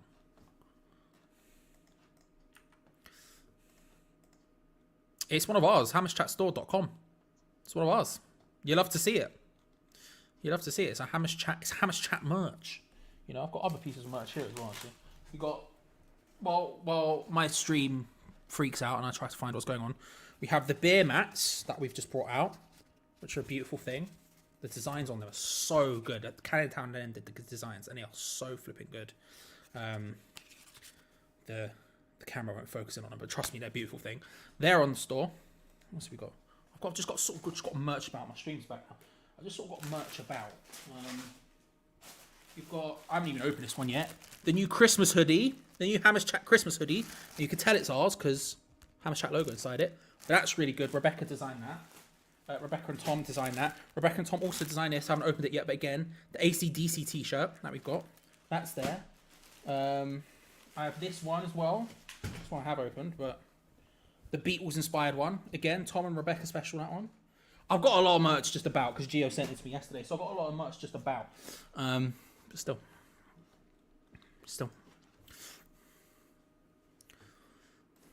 Shivan, I would recommend you look at Footy Pass and also our Discord. Our Discord has a bit in there where you can find stuff. Again, VPN, ad block, all recommended. But yeah. There are places you can look.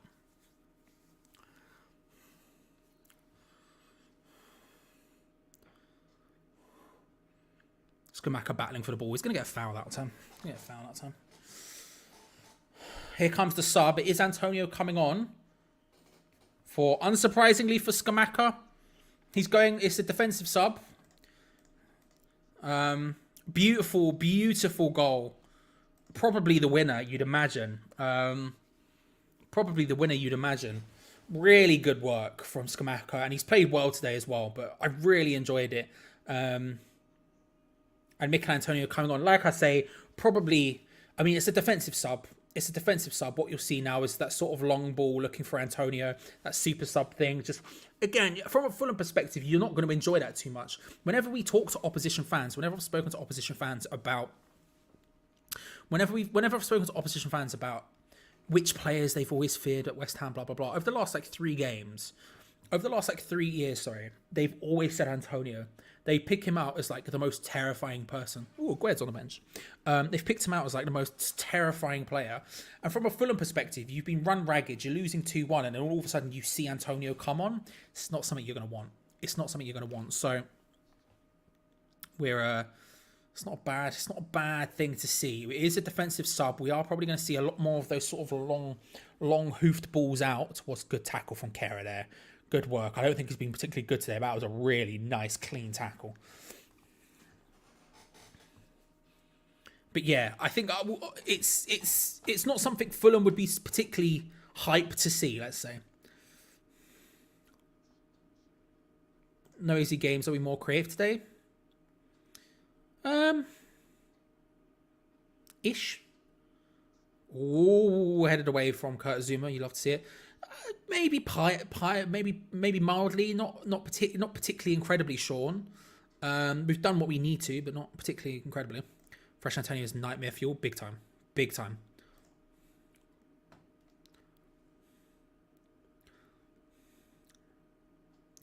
Cresswell does well to get that one forward. Him and Fornals linking up. Again, no really good options, but he finds a nice ball across to Craig Dawson. There we go. There's a bit of space. Paqueta has the ball on the right-hand side.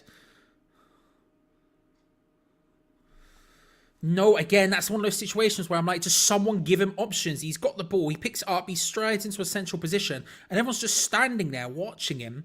And he ends up having to play a pass that goes through the referee's legs and straight into a... Well, honestly, straight into the path. Oh, nice ball over the top from Fornals. Finds Antonio in the box. Pulls it back across with Bowen almost there. It was a really nice ball from Fornals. Dinks over the top. Straight into the path of Antonio running onto it. And then tries to pull it back for Bowen. Can't quite make it. Beautiful stuff. Again, we're showing that little bit of quality. I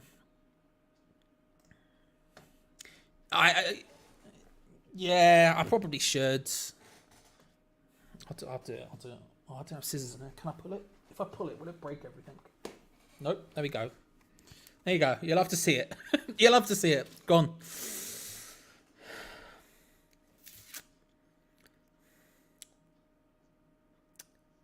Paqueta coming off for Emerson. Well, I said we were going defensive, and if there ever was a more accurate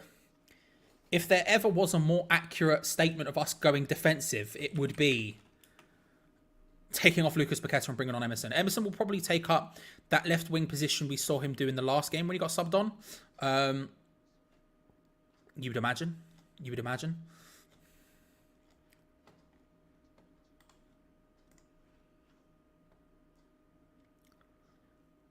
Maybe Fornals goes central and Bowen stays right, probably.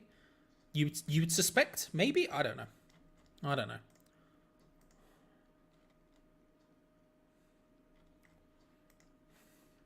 You would suspect? It stressed me out a little bit. It stressed me out a little bit. I can't lie, but still, bit of game management. The mildest amount of game management you've ever seen. Still.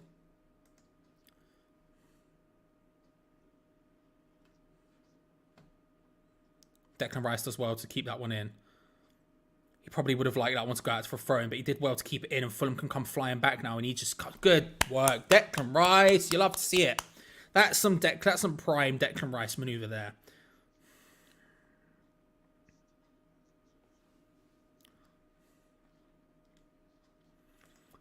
Souček does defensive work. That's the difference.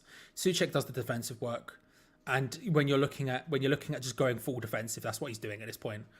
You know, that's what he's doing at this point. I think it's in the other section.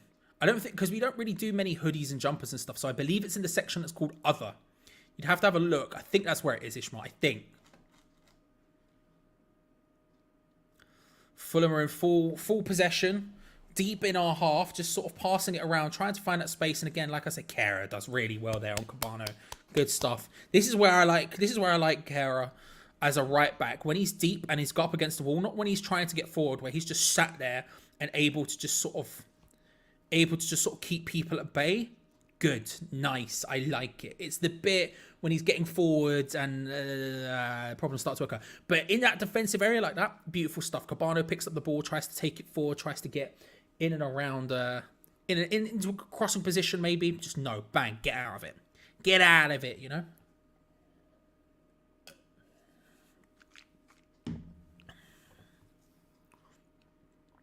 But yeah, we're going full defensive now. There you go, Souček tackling the ball there, finds Fornals, who has taken up that central position. Emerson has taken up the left wing position.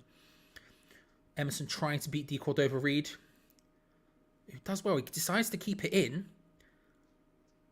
He wins a throw-in. To be fair to him, he does well there. That was a scary moment. He did well there, but still.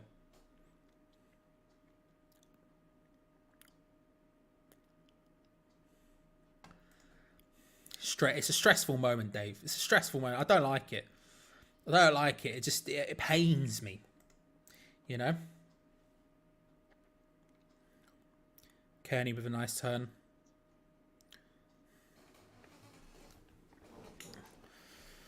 Fulham trying to work their way forward.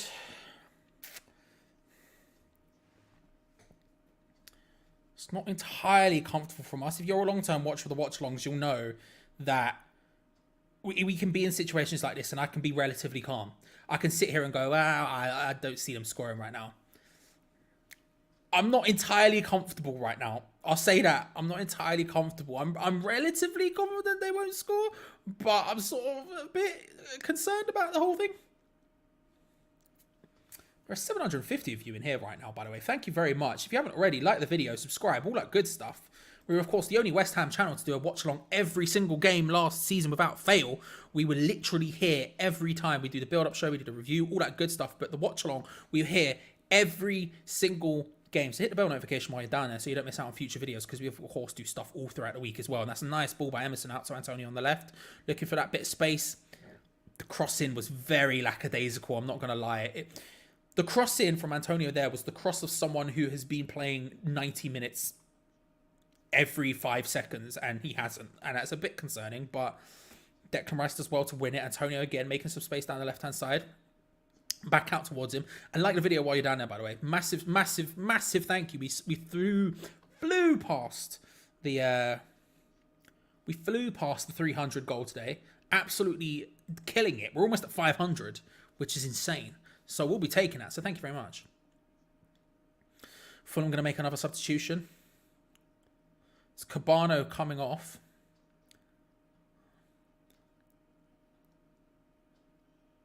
And big Shane Duffy coming on. Big Shane Duffy. Are they going to put him up front? Are they putting Shane Duffy up front? Do you know what?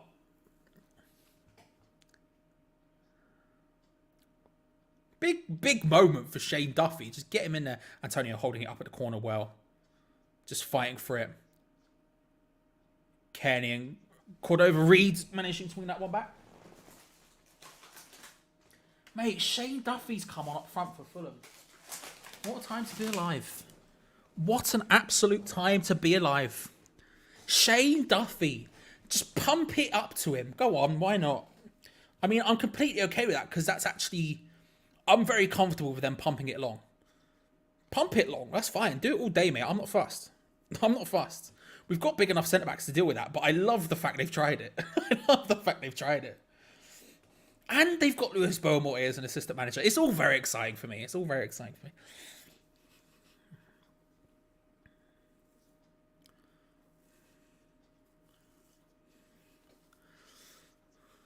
Awkward touch from Tosin. That's got to be a throw-in, right? Yeah. Good work from Emerson there, just keeping it calm. Tosin just carried on running and running and running. He's comfortable with the ball at his feet there, but he never looks completely in control of it. And Emerson just closes him out, and he ends up just going into an awkward position and goes out for a throw. We'll take that. We'll take that. Aaron Cresswell to take the throw. 5 minutes of added time. 5 minutes of added time to hold on to this one. Like I say, I'm relatively confident they won't score.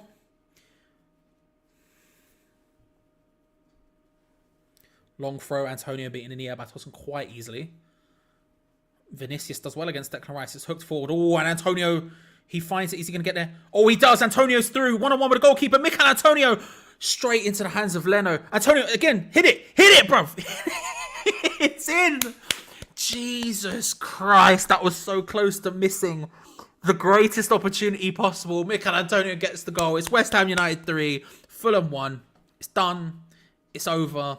Thank you, wham bam. Thank you, ma'am. It's done. It's over now. We take the 3 points. We take the 3 points. Mikel Antonio gets the goal. And breathe. Ball got played over the top, and it didn't look like Antonio was going to get there. Tosin was there. Antonio's trying to fight off the celebrations. I'm not sure why. He gets in behind him.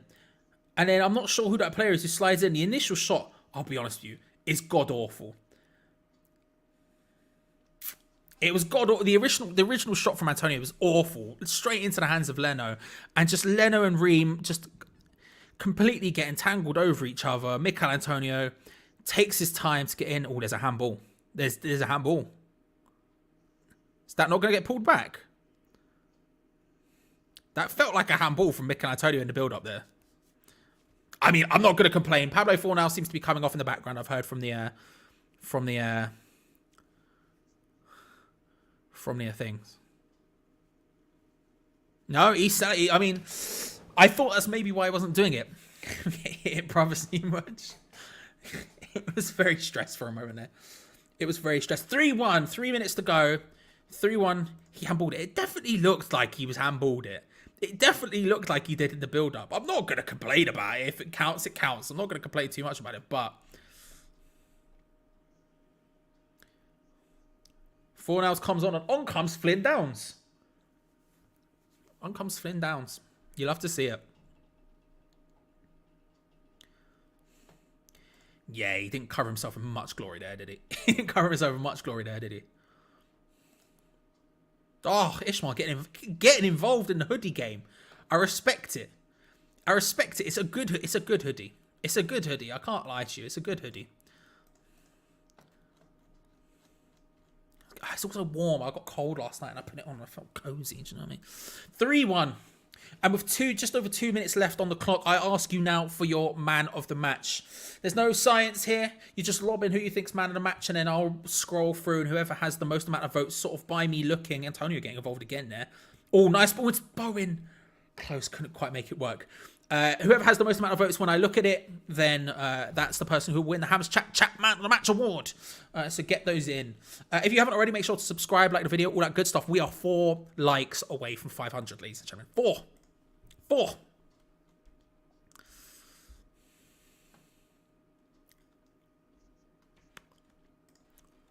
We're drawn 10th. We'll be taking that. We'll be taking that.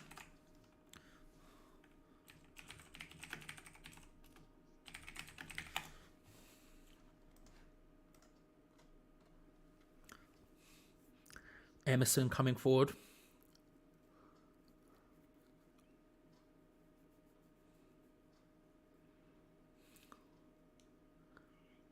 We look comfortable as all hell now. We look comfortable as all hell. You love to see it. You love to see it. Let's have a look at some of these. Let's have a look at some of these amount of matches, shall we? Skamaka. Be balling out here. Be balling. Skamaka. Big Mac all day. Skamaka and Antonio together. Skamaka down. Skamaka. Moyes. Has to be Luis Beaumonte. Reynos. Get him back. Get him at the bowl. Come on. Skamaka. Has to be Downs. Big impact. Skamaka. Spanketta. What a pass, by the way. Skamaka. Kera, Skamaka, Downs. Paqueta, Fornals, Dawson. Paqueta, Skamaka. I think it's Scaramanga. I think it's fair to say it's gonna be big Skamaka's day. Fair play to Gianluca Scamacca. I'm running Hams chat man the match boards. How are you, sir? What a day to be alive. Great show last night. Good football today. It's been a good weekend for COD. It's been a good weekend. Do you know what I mean? By the way, guys, if you haven't already, subscribe. If you're into wrestling, subscribe to Steve's channel. Anyway, ladies and gentlemen, the review will be live in just a moment. Until then, we'll be taking that 3 points all day. Up to drawn from 10. Started to look a little bit better. Skamaka with an absolutely beautiful ball. Beautiful goal. If you haven't already, subscribe to the channel because we do content all throughout the week. It's not just match days. We do content literally every single day on the channel. So make sure to hit that bell notification so you don't miss out on future videos. But also, only West Ham channel who did watch along every single game last season. And I'm going to continue to say it until it's not true anymore. And like the video while you're down there, we did in the end hit that 500 figure. We threw past it. 538 is where we're at currently. So massive thank you to that. And massive thank you, of course, to Susan, to Callum, to Andrew, to Will, to GP, to Dave, and to Stephen. Massive thanks you to lobbing that money into the full-time fund. And then Dave again. Dave, thank you very much right at the end. Massively appreciate it. Ladies and gentlemen, stick around because the review will be on in just a moment. West Ham United run out 3-1 winners. Skamaka with yet another beautiful goal. We'll be taking that all night, all day. I will see you for the next one. Come on, you irons, and I'll see you then. Bye, everyone. Bye.